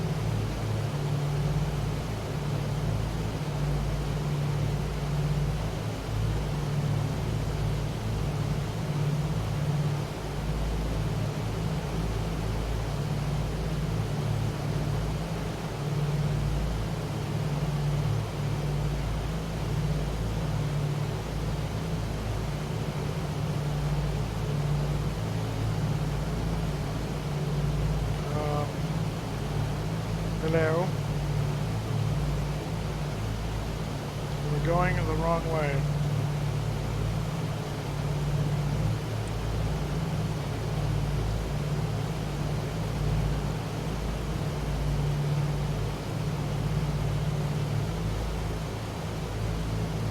Thought it would be smart to figure that out, but no.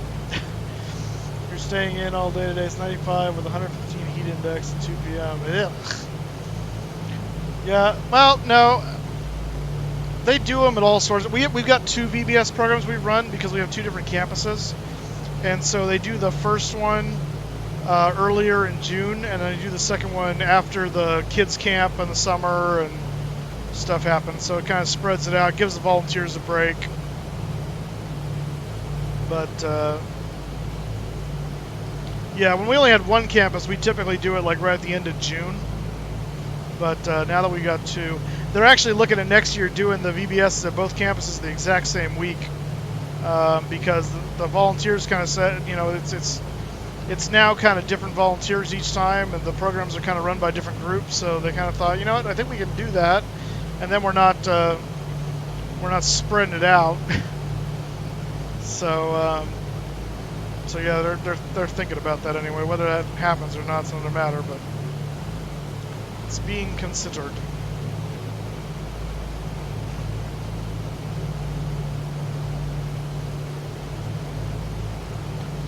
What's the name of the thing we're going to? Blanc?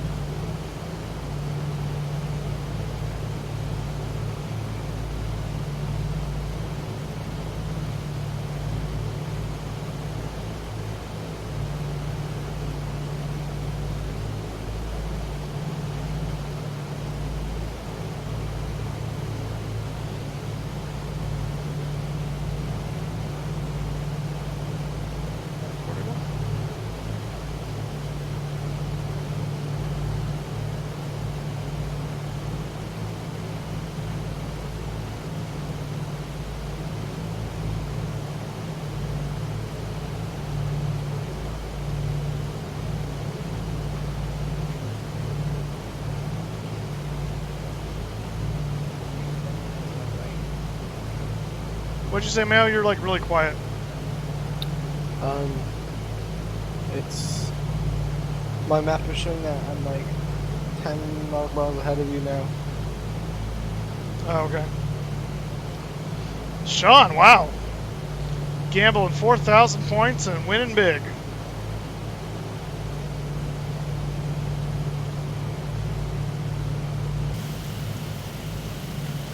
Pretty lucky roll there.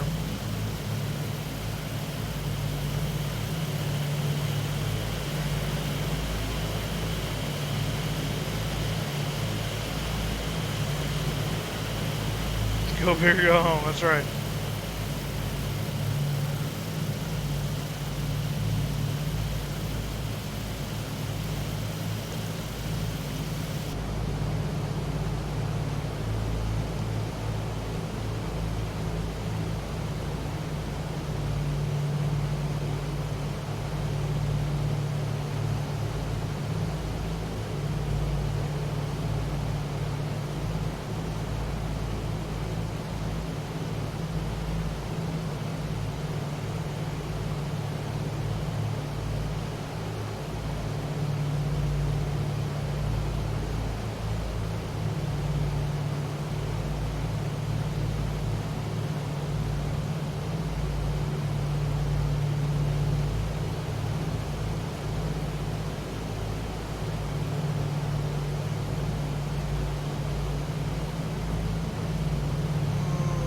Answers aren't red yet, that's good. As long as they stay orange, they're a little damaged now from the overheat.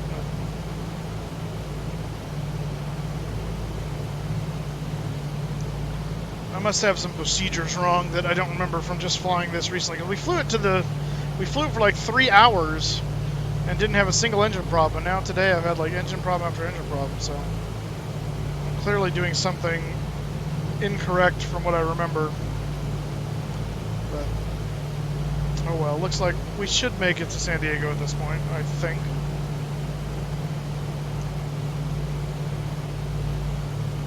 $16 miles, and then what's our next,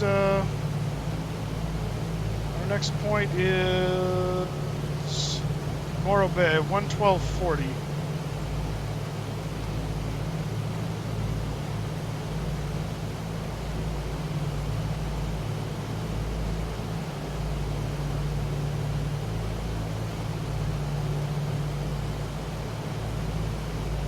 And nothing. Worthless.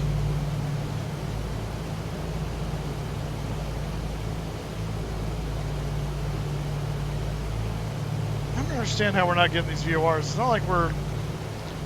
The Morro Bay VOR is, at this point, like 60 miles away, 50 miles away. Like, that should be well in range.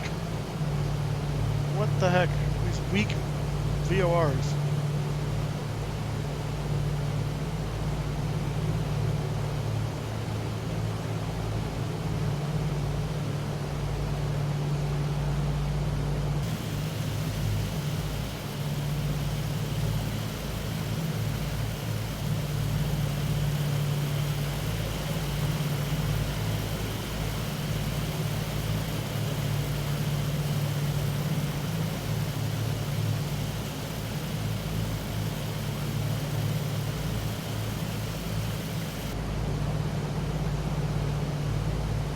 Right, run 11240.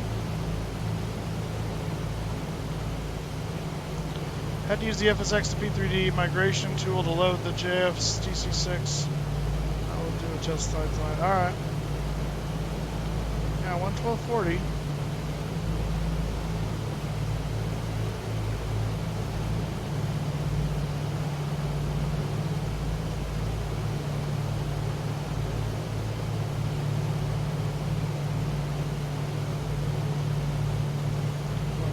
Where do we go after this, though? What's the heading is 115.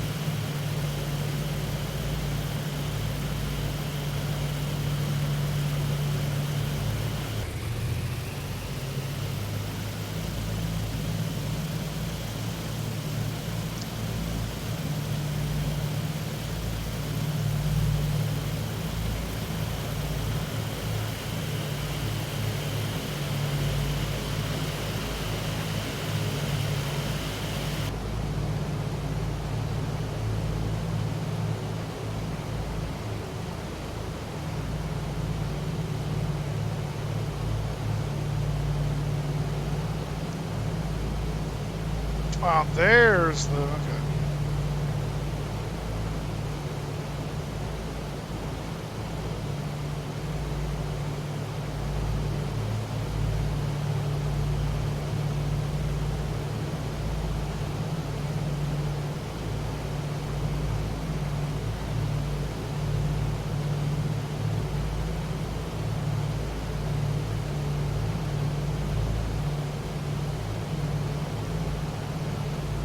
There's the Morro Bay VOR.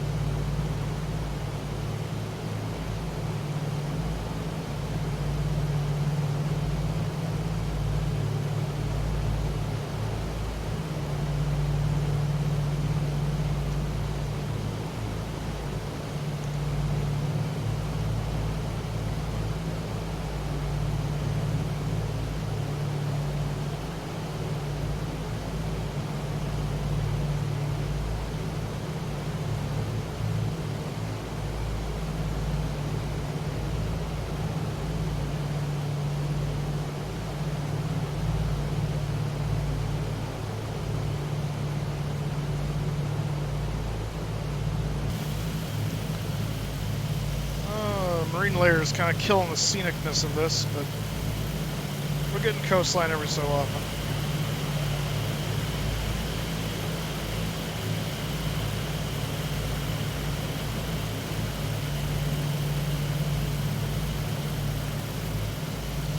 We're hit Morro Bay, and then we're going to fly inland a little bit to avoid Vandenberg. Come out on the other side and head to Santa Catalina.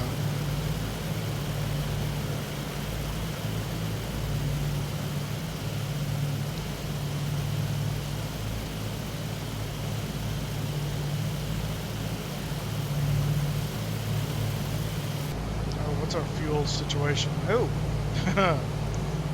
Alright, boost pumps on. And we're going to switch tanks before we run out of fuel.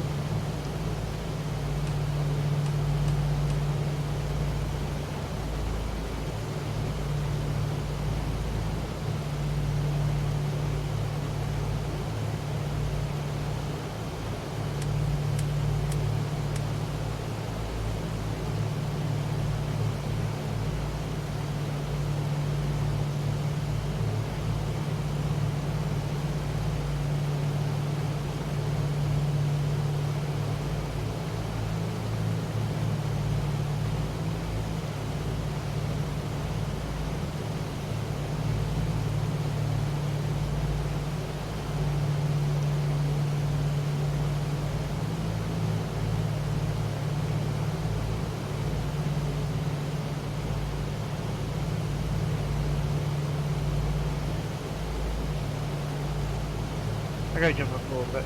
Get back. Alright. There.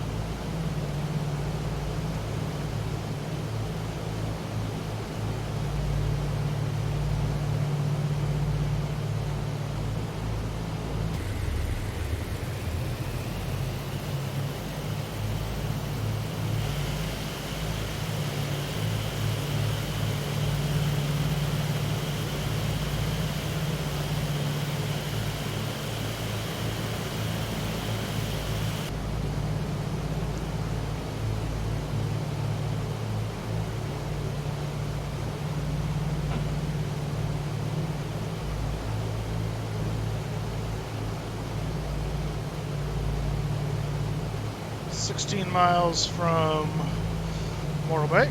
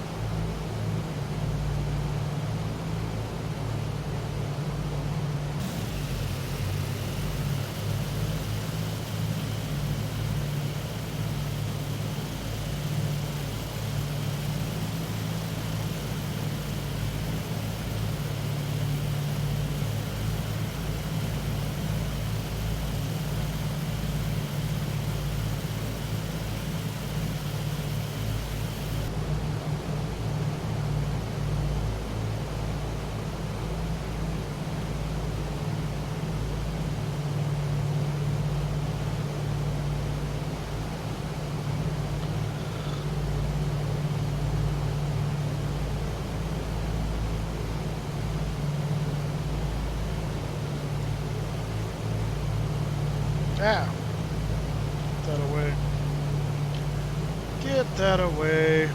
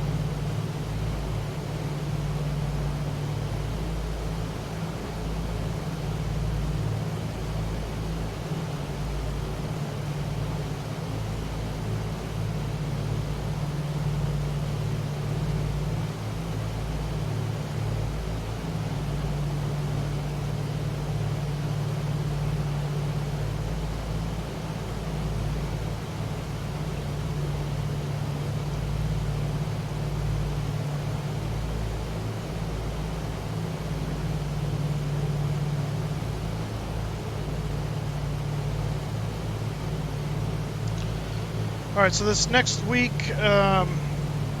again, I'm thinking with the way the status of the parking lot's going to be, Wednesday, Thursday, we'll probably be able to stream this next week. I just didn't have any energy this last Wednesday, and then Thursday is my brother's birthday, so I think we'll be normal schedule for this next week. Friday, I believe, is FNO is down to San Juan, I think. Nope, that's Vetson.net. That's not what I want. Vet USA. That's what I want. Let's see here. That will be... Yeah, Salsa Night at San Juan is the FNO next week. And that doesn't start till 5, which is odd. I don't know why they're starting an hour later when it's on the East Coast. You'd think it'd start... I don't know. I mean, as it is, 5 my time's 8 Eastern, so I don't know what the problem is, but yeah. So that'll start a little bit later, and then Saturday, I'm not sure what we'll be doing next week. Are there any events going on next week?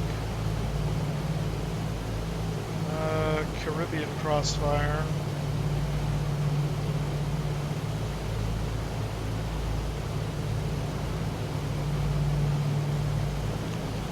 So yeah. Wait, what was that?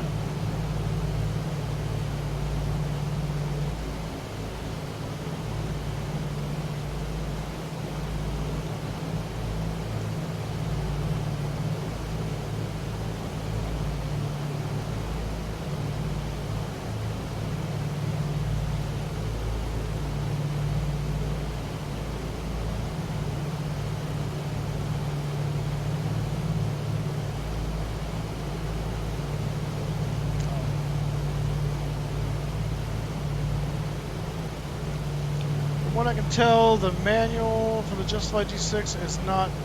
no, I could have told you that. Yeah. Yeah, Just Flight's not really renowned for study level stuff. Especially not something as complex as a DC-6.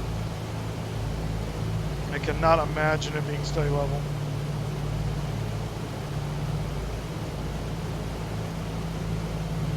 Oh, we overflew our point there.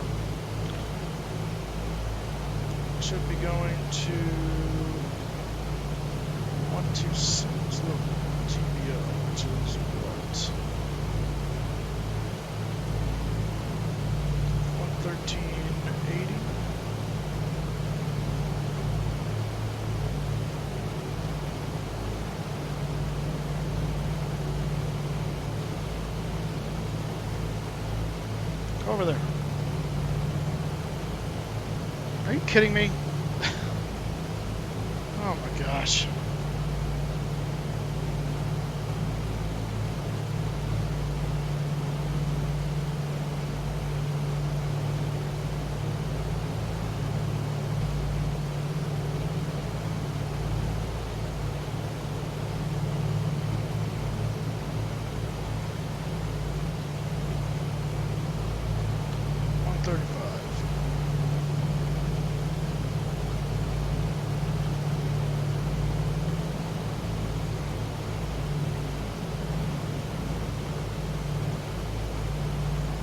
Figure out what's going on with the VOR navigation in this thing, because it does not pick up VORs till it's like very close in.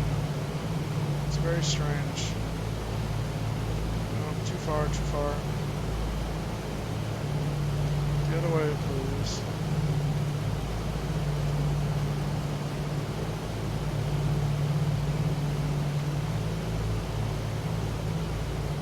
That should be about 135. 41. See, we're only 41 miles from this thing. It's on the coast, and we got nothing. 113.80.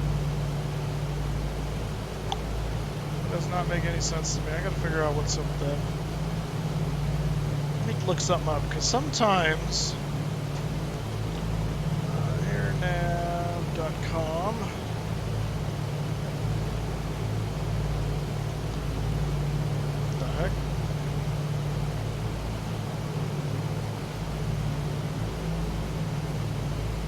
GVO.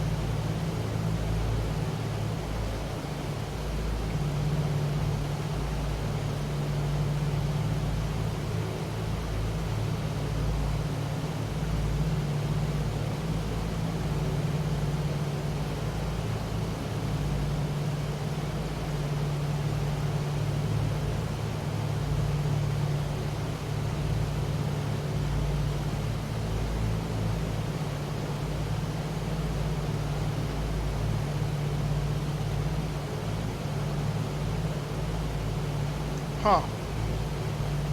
Alright, well, according to the remarks in the Vortec, it says it's unusable between 117 and 137 beyond 35 nautical miles, and we got it right around 35.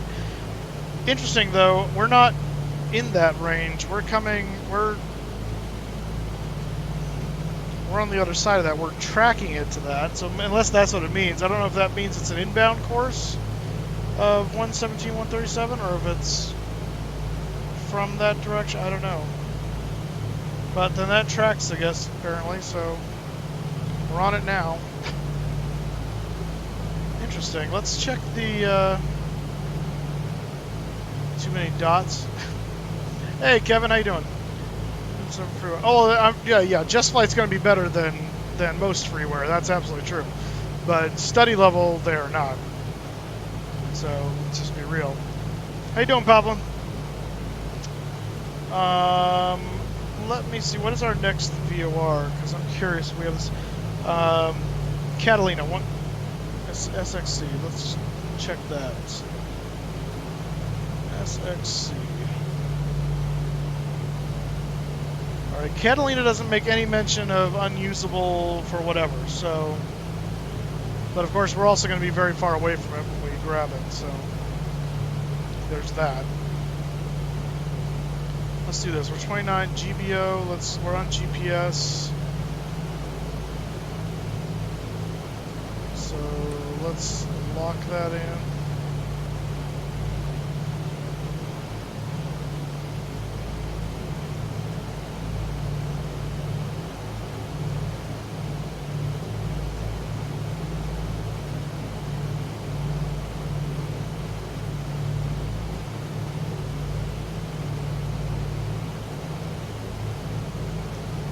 What it's trying to do there. Bearing 138.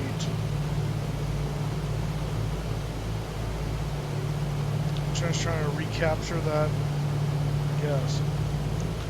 Let's see. Fine, tough to fly today.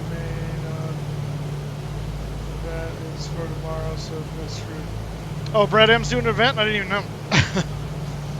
I did not even know.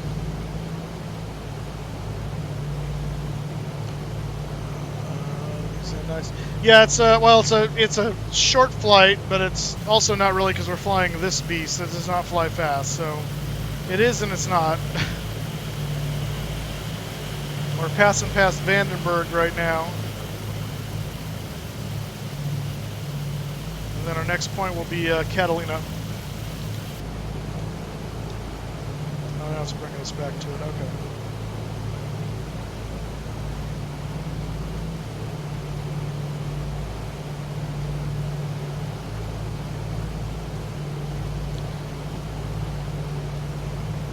Are you in VATSIM? Yeah, I'm on VATSIM. There's no controllers on right now, but I'm on here.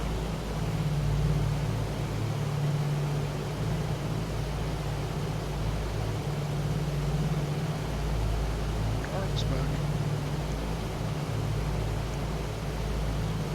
I'm curious if I can do this.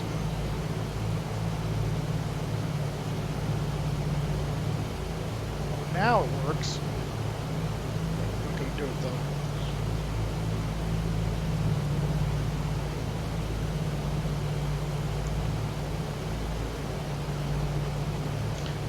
Yeah, you really got to know the aircraft if you're going to fly it on VATSIM, and it does help. I mean, just telling them, hey, we're slant alpha, so they'll give you, or actually, no, this is slant alpha. So they'll give you vectors a lot if they need to move you around. But yeah, just as long as they know you're going to be slow and lower than what they're usually used to.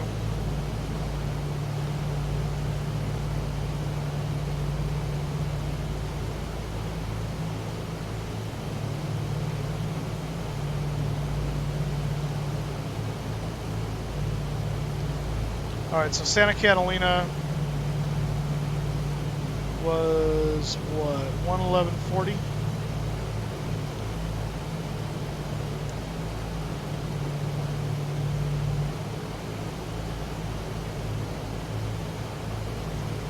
I'm not picking it up yet, although I'm not really that surprised.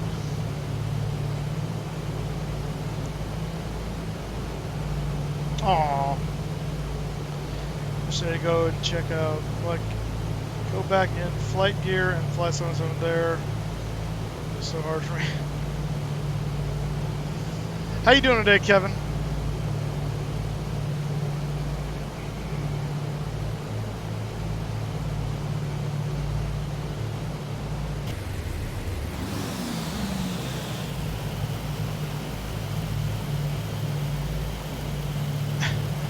Doing pretty well, doing pretty well. What was I wanting to try and go?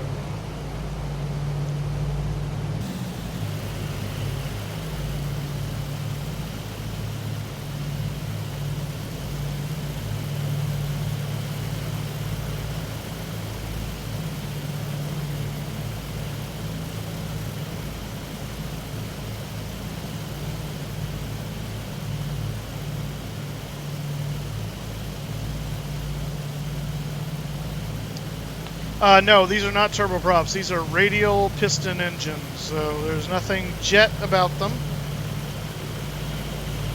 I'm trying to remember how many cylinders each one of those engines has. These are double wasp, Pratt & Whitney double wasp something or other. And I don't remember how many cylinders they have. They have a lot, though. All in a spiral in there. I almost want to say 16, but it might be more than that.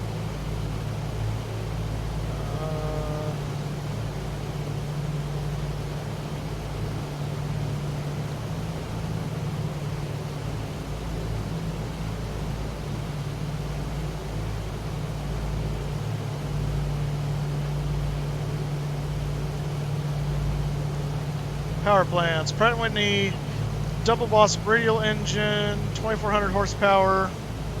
It's not telling me how many cylinders it has, though. If I do it this way, though, it'll probably tell me.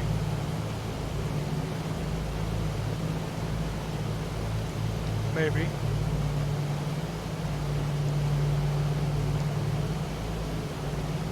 Oh, 18 cylinder. There we go. 18 cylinder air-cooled twin row radial engine with water injection. And it looks like that.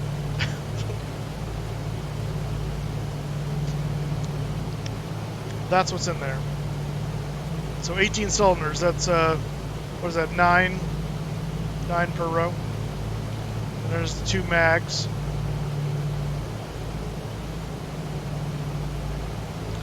Mrs. Fourth Doctor, hello to you.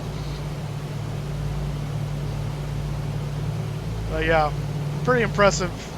The technology on piston engines, just the level of size and complexity they got to before the jet age, just got absolutely incredible.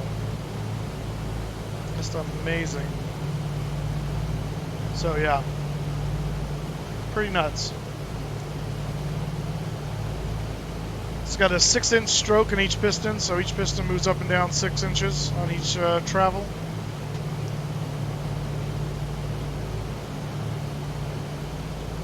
And the engine itself weighs 2,360 pounds. And there's 4 of them on this thing.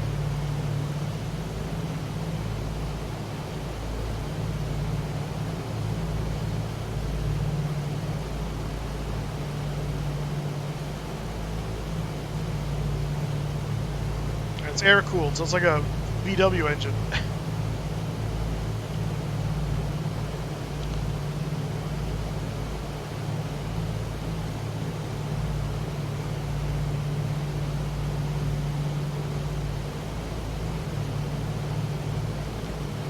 I did not watch Memoirs of a Geisha, no. Oh, they used the DC-6 in that? That's cool. Where are we going? What's happening? No, no, no, no, no, no, no, no. Stop, stop, stop, stop. You're fired. Do not go that way. Apparently when it gets to its destination, it just circles the station. 113 is where we want to go.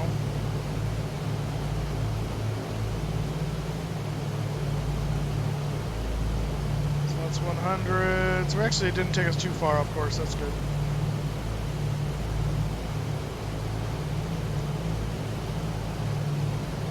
And far that way now.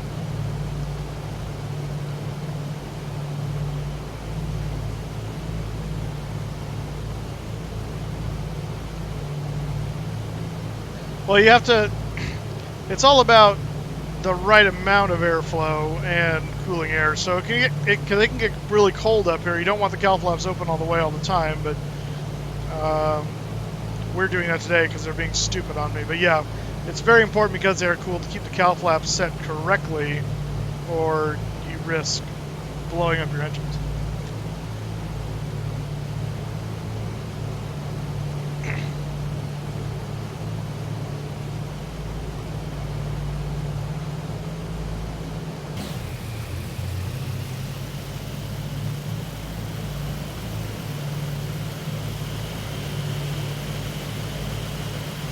Alright, we're now direct to Catalina, and Catalina will springboard us to San Diego, provided the Catalina VOR pops up. Let's go ahead and put it in here. That way we can track it. Direct to SXC.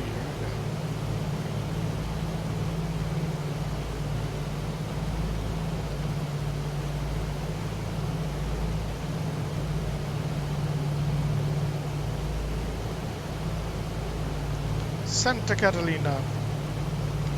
Hey, we're right on course. Look at that. 98.4.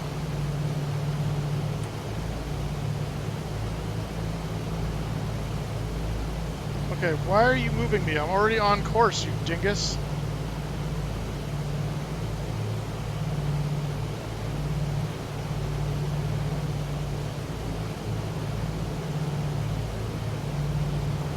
I guess we weren't that close to on course. All right.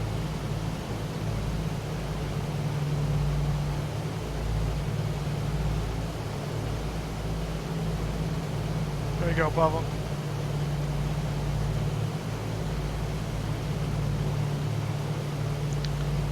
Actually, I can tell you right now, that is probably a DC-3, if anything. And the way I can tell that is if you look at the tires here and the angle of the fuselage coming down and the angle of the windows, you can tell it's a tail dragger. And so for this time period, more than likely that was a DC-3.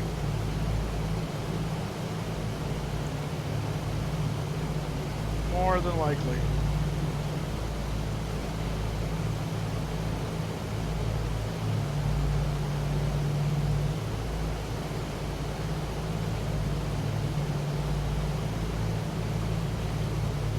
So like that. We compare, boom, boom. Yeah, probably DC-3.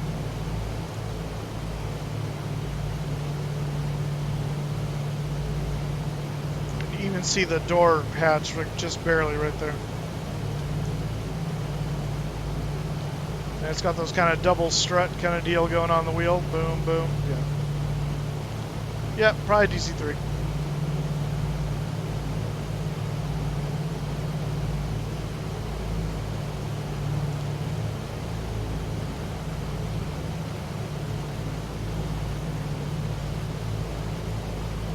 Yeah, the gear kind of gives it away. The gear and the angle.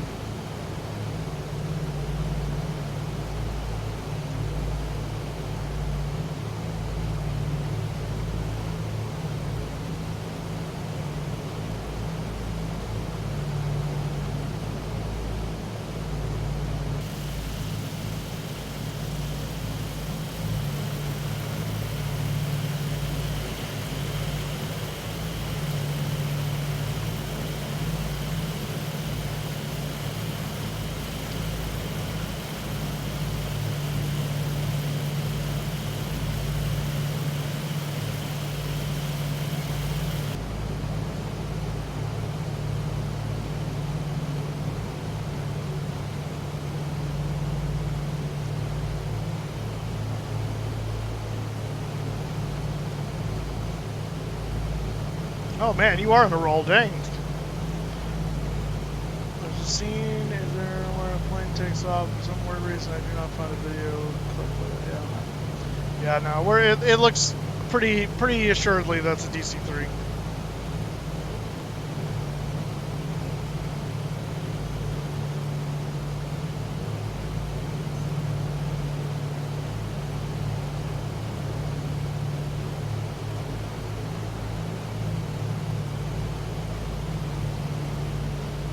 Yeah, the best program to see these guys in action, the DC-6, the DC-3, the C-47, is a show that used to be on TV called Ice Pilots. You might be able to find it on YouTube and stuff. I don't know, but they would use all these planes, Buffalo Airways up in Canada, and you get some good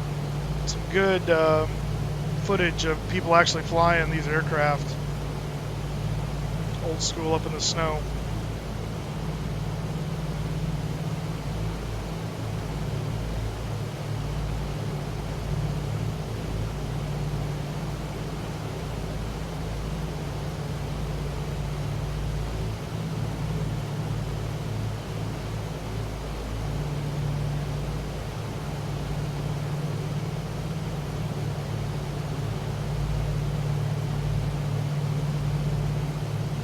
Still haven't picked up Catalina, 80 miles away. I'm wondering if the VOR antennas on this thing just can't pick up beyond a certain point. Like, I would think that'd be more dependent on the station, but maybe not.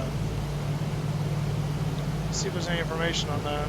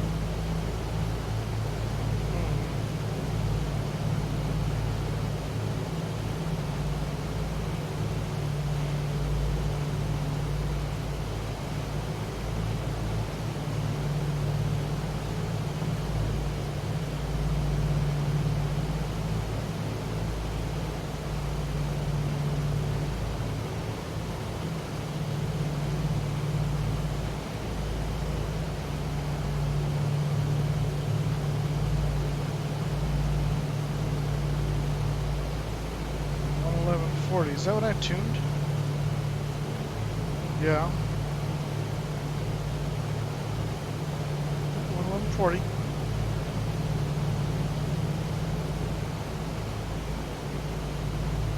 68 miles, still nothing.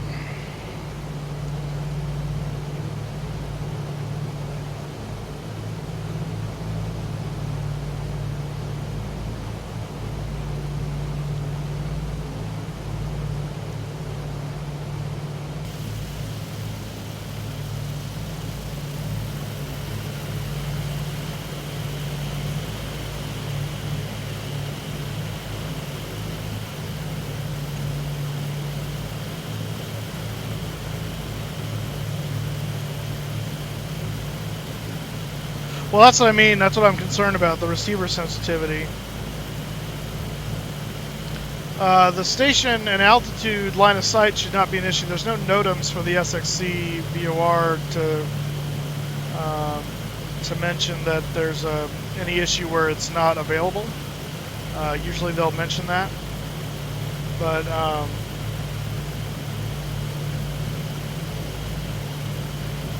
TIST, where is that? I've heard that identifier before, but I can't think of where it is now.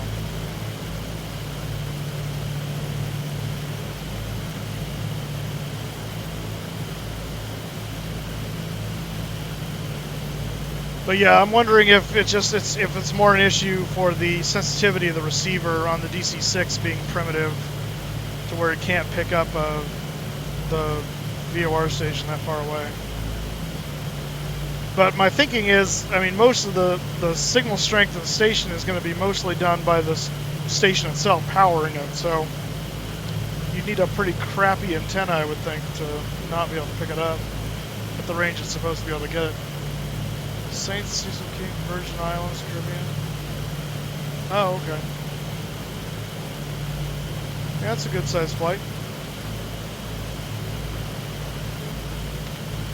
Is it like a group flight specifically, or is it just he's just doing that on stream? I mean, I'm sure he's doing it on stream, but...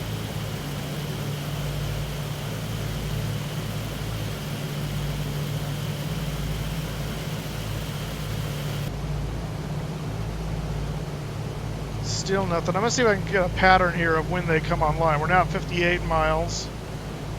The last one came in somewhere around 40 to 35, so we'll see if it does the same thing. If it does the same thing, then I'm going to suspect that that's just the range of the DC-6 for its nav receivers.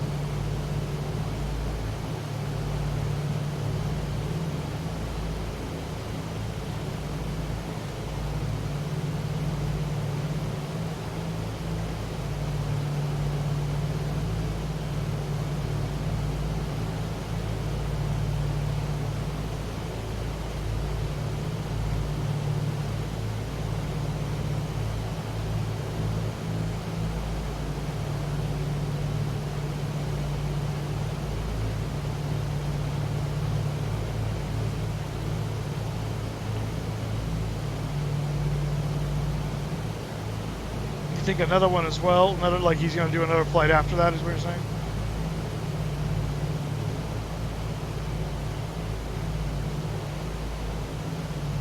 Alright, we're under 50 miles now, still nothing on the VOR2 receiver.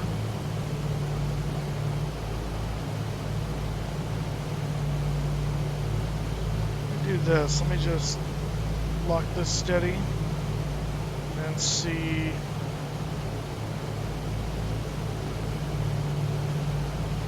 Or make sure the VOR receiver on number 1 wasn't any better, but it's not. We'll go back to that, we'll go back to that.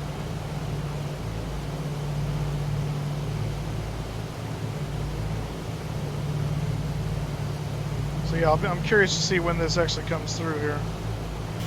Clouds are breaking up a little bit, looks like.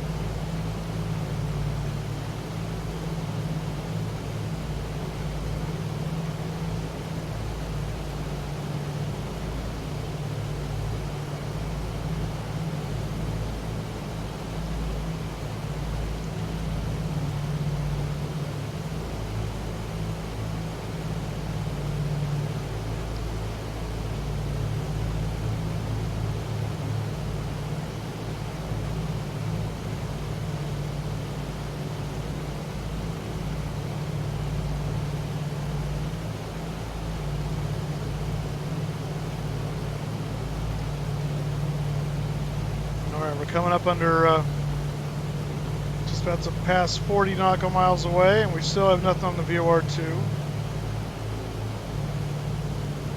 Oh, right at 40, look at that, bingo. I think we discovered the problem. I think that's the range of the DC-6, it just can't get anything more than 40. That would be my guess.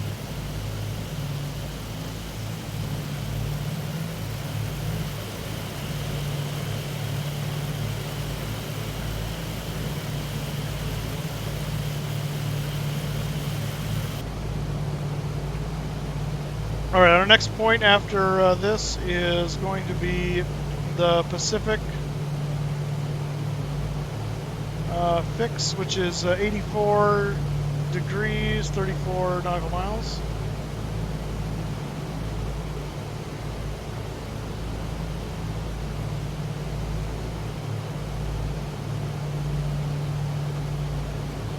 Just gonna do that so I can see where I gotta go easily.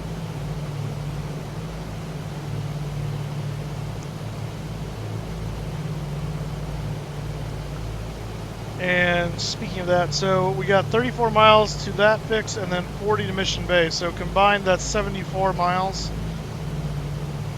So I think at Santa Catalina, we should probably start our descent. I think that'd be wise.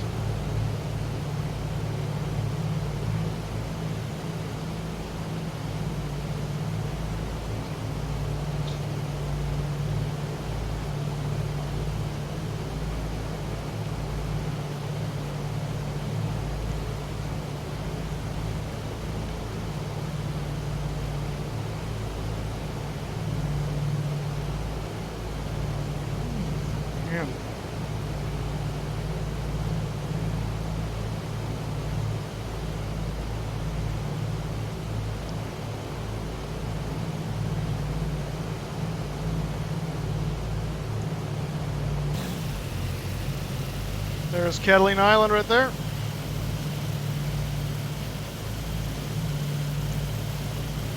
And there is the port of Long Beach, Los Angeles.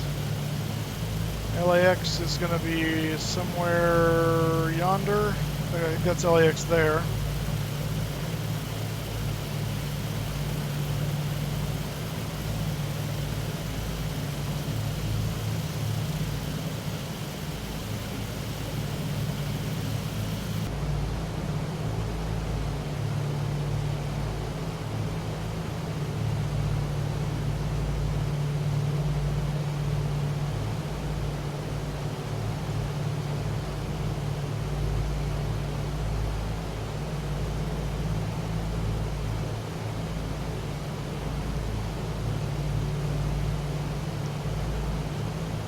How's our fuel looking? Oh, doing okay.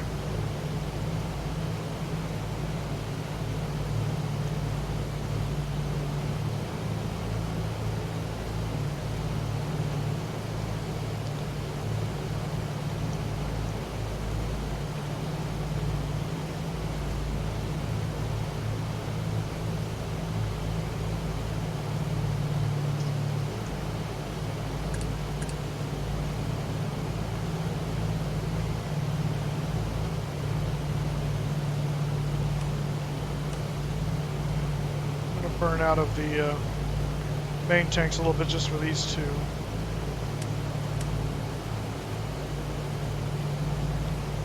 Keep them down a little bit more. Let these kind of even out with these guys.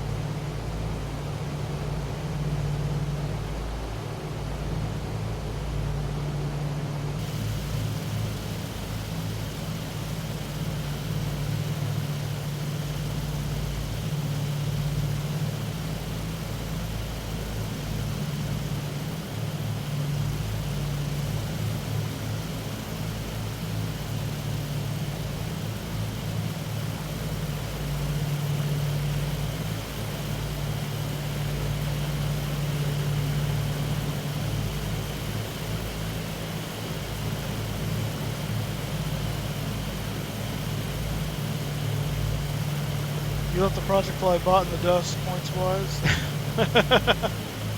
Nice.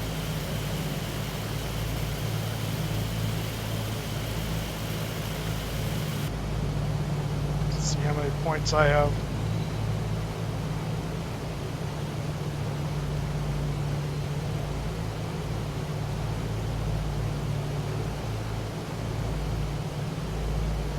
Ah, lame.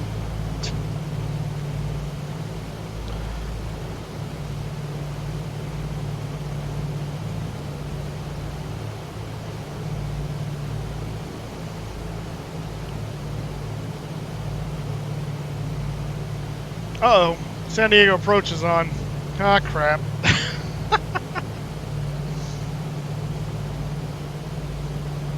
Ah, crap.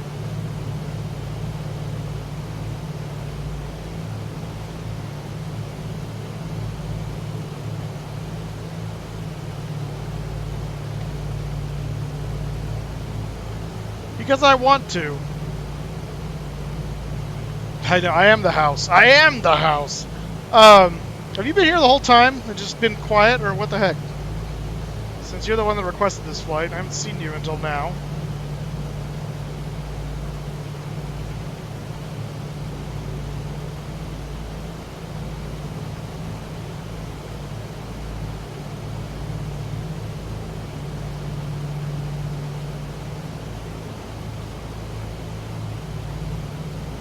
No, so you just got here? So you requested me fly a DC-6 and then you didn't even, like, bother to show up until now?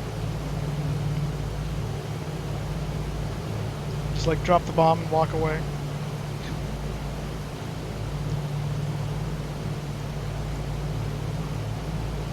You missed the epic fail in the beginning.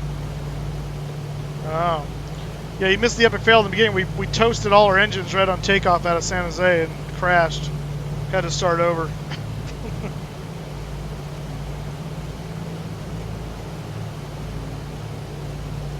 Did not go well.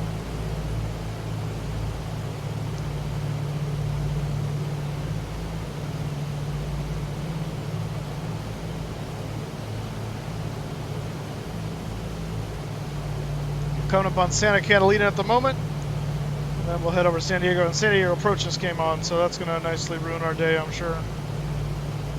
Who is this? Bruce Carson? I don't know who that guy is. Let's see.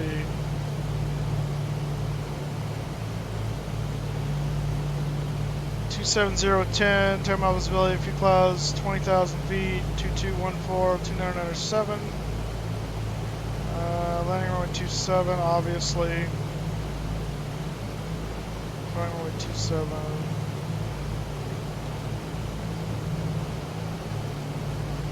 Yeah, pretty much. Yeah, when I did my FLAI last time, it took forever. Like, I don't remember it taking that long the first time I did it, but when I reloaded the sim, like a month back or whatever it was, it absolutely took forever.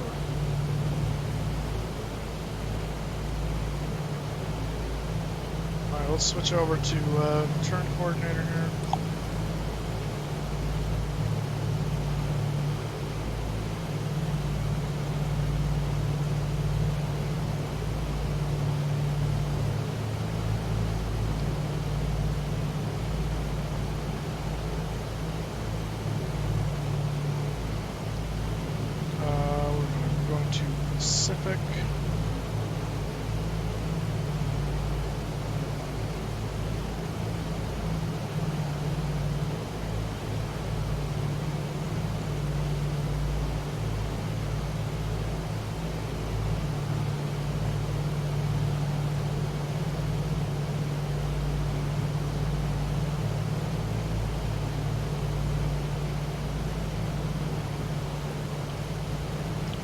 For that Catalina needle to flip over there.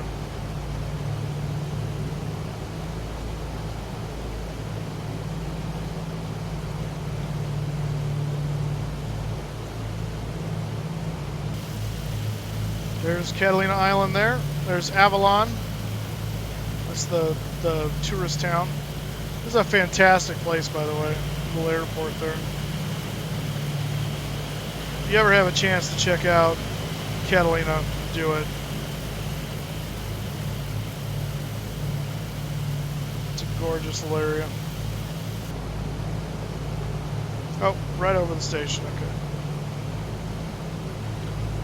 Direct, enter, and click over.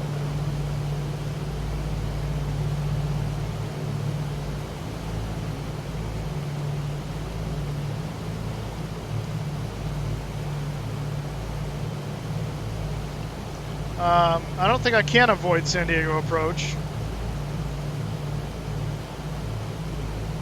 because I'm approaching San Diego.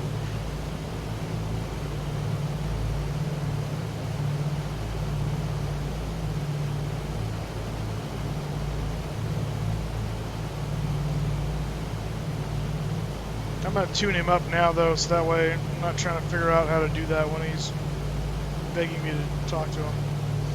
119.6.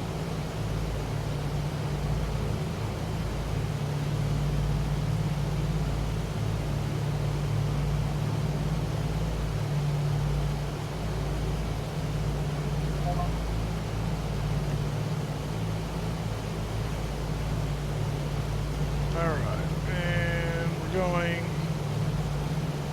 And the next one will be, what's it called? Oh, quiet you. There's nobody here.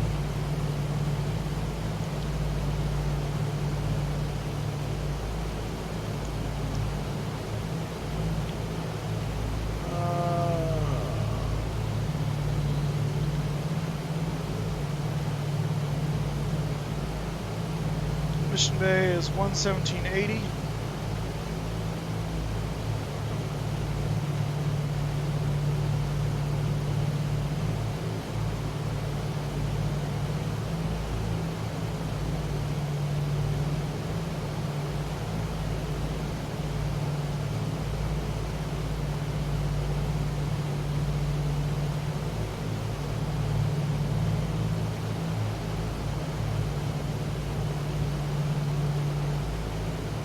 Yep. Wow, I'm actually can receive the mission bay? That's interesting. Reported. Oh my gosh. LAX Center just came up. Not on V-Pilot it didn't, but maybe. I'm gonna start my descent before someone tells me otherwise.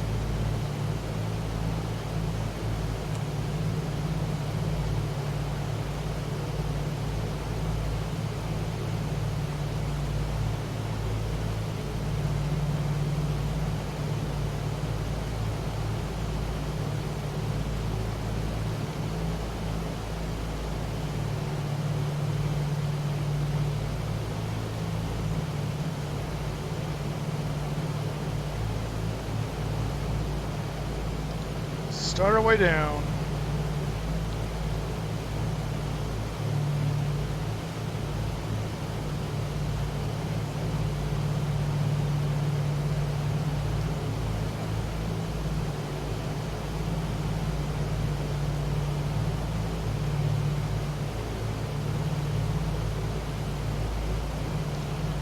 Hopefully this overlap to fix my truck. What was your traffic doing or not doing? Was it just like painting everybody as a CRJ or something?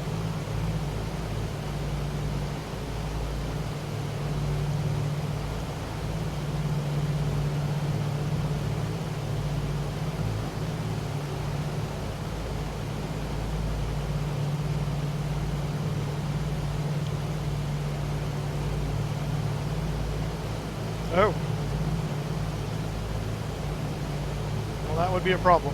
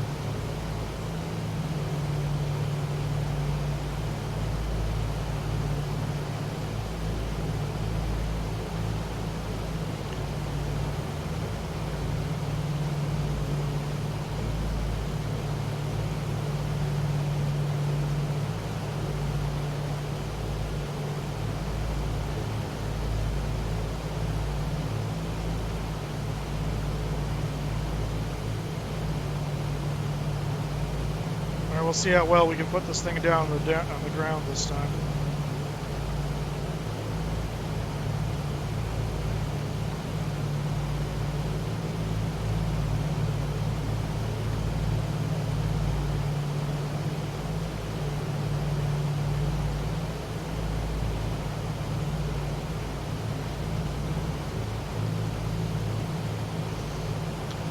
Any of you guys watched the new episodes of Stranger Things yet? The new season?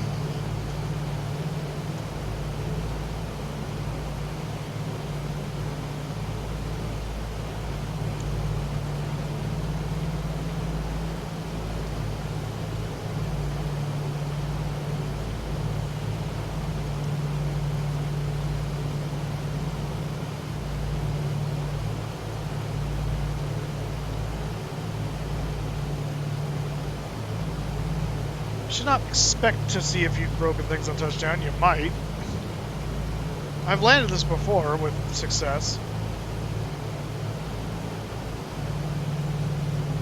No! I can't win to save my life. Dang it.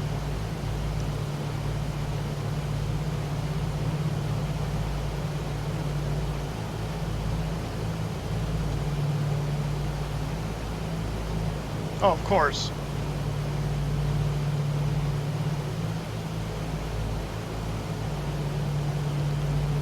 Say, what are you sad facing? You just won.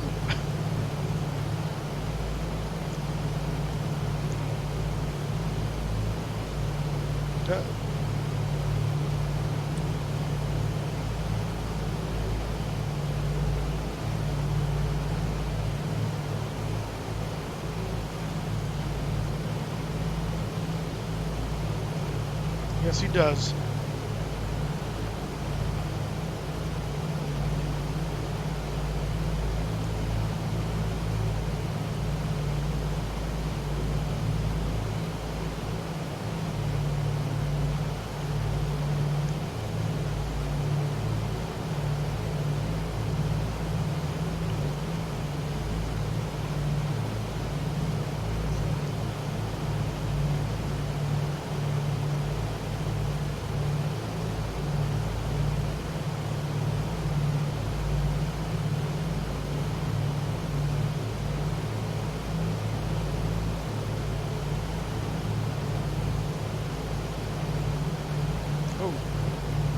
That. Not do that.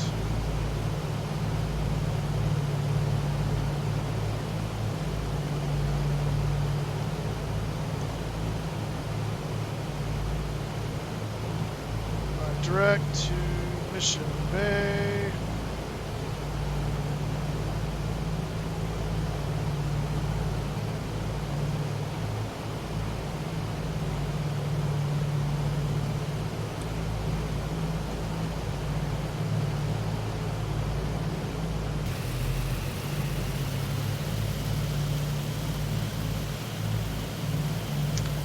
You flew too close to the sun there, Sean.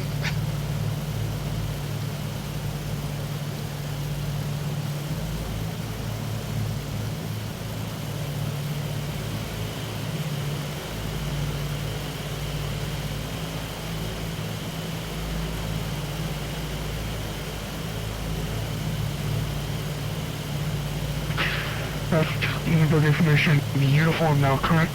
Wind 320 at 2996.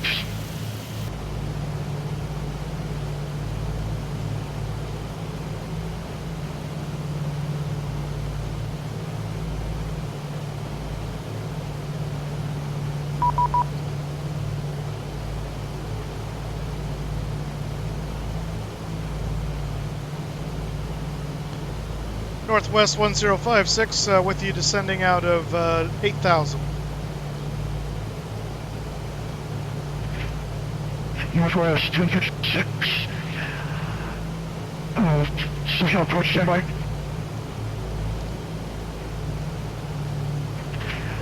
Northwest 1056, squawk 5733 and IDM.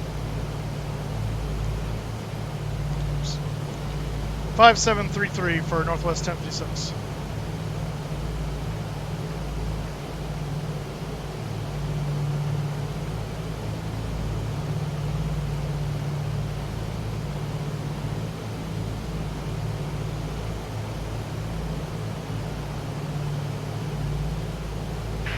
Northwest 1056 through radar contact 1, 5 miles south of the passive intersection. DC maintains 7,000. Expect vectors for the localizer 27 approach. Limbo altimeter 29906. Alright, we'll maintain 7,000. We'll expect vectors to the 27 approach and 29906 for the altimeter, northwest 1056.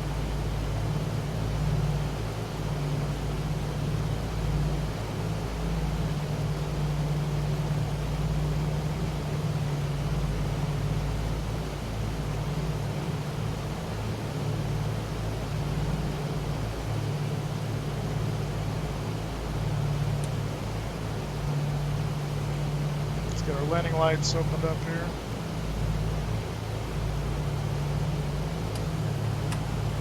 Landing lights on.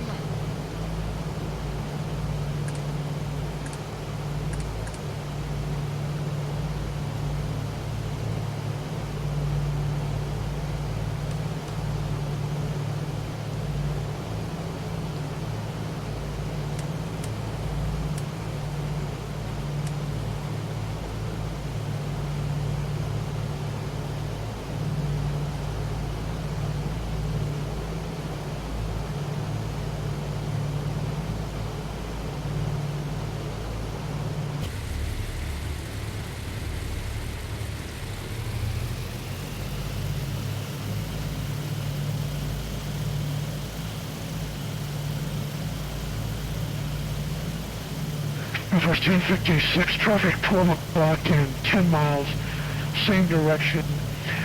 Type unknown, descending out of 9,500. Alright, we'll be looking for the traffic, northwest 1056. Yeah, he's not talking to anybody.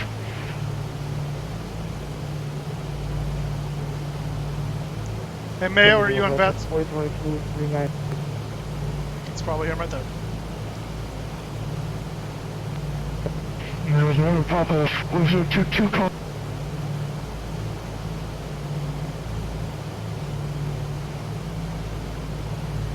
I got my moose smiles back. Yeah, baby. Let's go SoCal at 9,000, say again. Another Papa 4022. We're with you to 8,900 this time, or next up would be Mission Bay. Remember Papa 22 Squad 5754, and see your aircraft type and equipment and destination. Alright, iPhone 4 box up here. So this has to be time from 337. Sighting the going over to San Diego.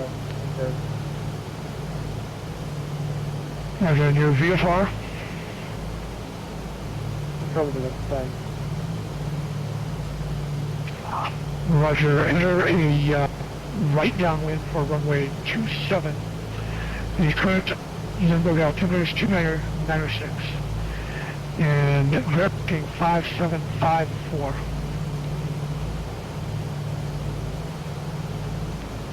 I read that one 27554 up in the box.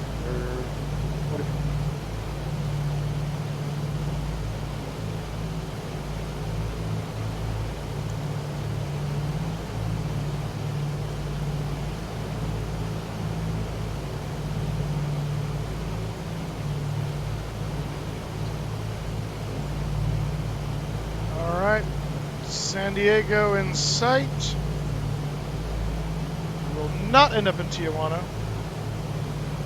Roger, two airports at 12 o'clock and 4 miles reported in sight. Just for that, David, I'm gonna get it like under 100. How much you want to bet?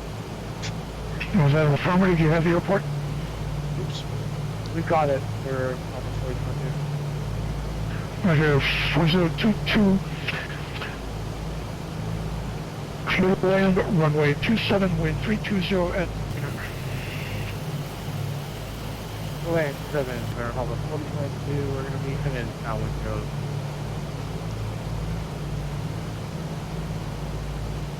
Now, Roger, so your attentions again, I've got traffic following you, 6 miles behind you is a DC-6.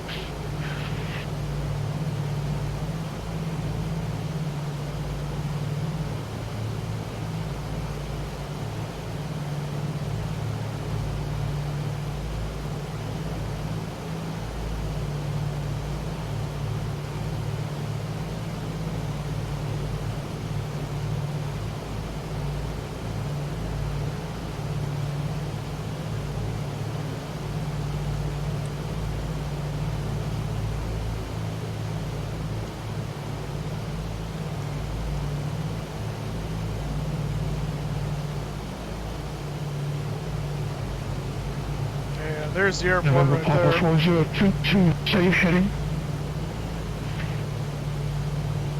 Again for November Papa 4022, are heading.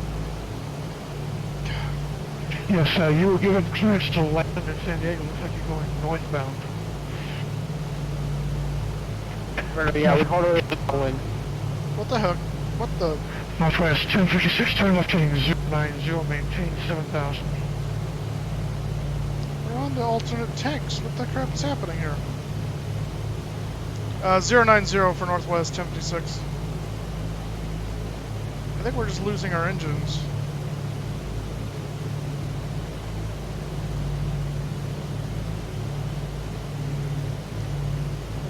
Yes, we are. Remember, Papa 4020. We must have heard us. We said we were just in the downwind. We were too high and too fast. So now that we're train pace this time. November Papa 4022, you're 3,500 indicated, and you're entering a right base, you say? What the heck? Yeah, we are right base. Oh, my Roger, controls. November Papa 4022, wind 320 at 90, runway 27 for the land. Did my engines fry? Because why? Nothing showed. Yeah, they did. What the heck? Why'd my engines fry? They were all fine. Oh, crap.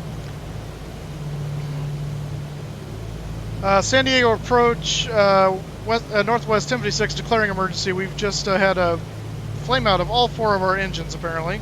I think we can make it to San Diego from this altitude, but we need visual vectors in. We can see the airport off our right side. Roger, Montgomery Airport at 3 miles, 12 o'clock. Runway 28 right is available, or you can land runway 10 left.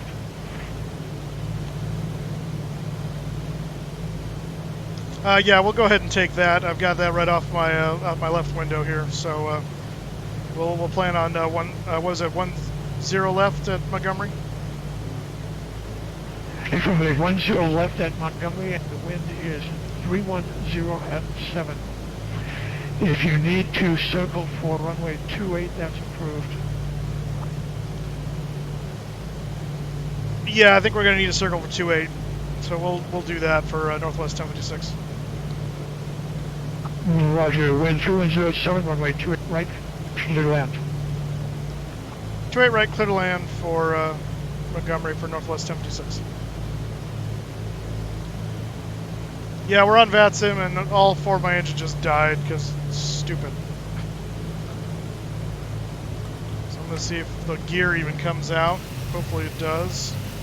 Yes, it does. That's good.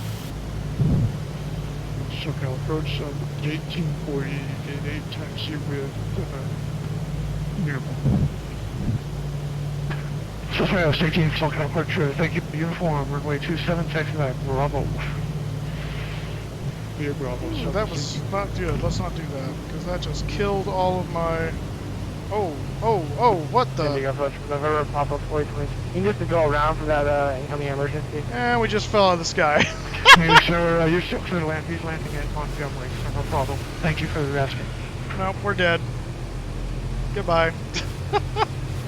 What the crap, this plane? Oh my gosh. Good grief. That was fun. What the heck? We were like flying and gliding, and then all of a sudden just everything died. Like suddenly. That was terrifying. Ah, that's fun. I got David wins because he's the only one that voted. What the heck? Okay, I gotta figure out what's going on with this aircraft. So I don't know why we lost all of our engines. We were fine on engine temps, and then all of a sudden it just died anyway. Like I don't get it.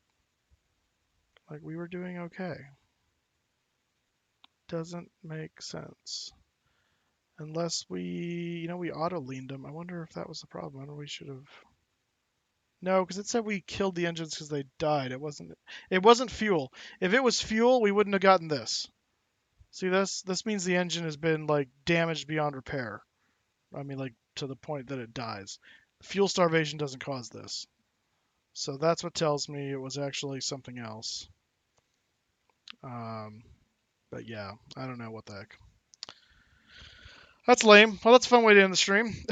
Someone clip that. Put that on. Someone wanted to send something to the clip place. Send that last little like drop out of the sky thing to the to the what's it called? Flight Sim Best. So yeah, smog in the air. Yeah, that's gonna do it. Anyway, well, all right. Well, we made it to San Diego. We just didn't. We all died in San Diego. That's all. What a ridiculous weekend. At least the flight yesterday went okay. We're now kind of hovering. I just paused it because we're just gonna be jumping up and down forever. It never really stops. So it's nice knowing you, Moose. Yeah, I know, right? Facepalm, FAC3P. Good to see you. Is that actually like supposed to be face P, like facepalm? Because that's appropriate for what just happened. So, all right. Well, let's. Oh, that was lame. All right, that's a crappy way to end the stream, but sometimes that's how it goes. That is sometimes how it goes. I think I'm going to throw you over to Rav. He's just getting going. Whoops, don't do that. Let me see here. See if the raid thing works this time. Rav 2000. Hey, now it's working. Oh, he's flying the 7-4. Where's he going? Japan to Seoul, looks like. If I'm seeing that right. All right, guys. I will see you guys next week. Have a wonderful rest of your weekend. Take care. Bye, Mike.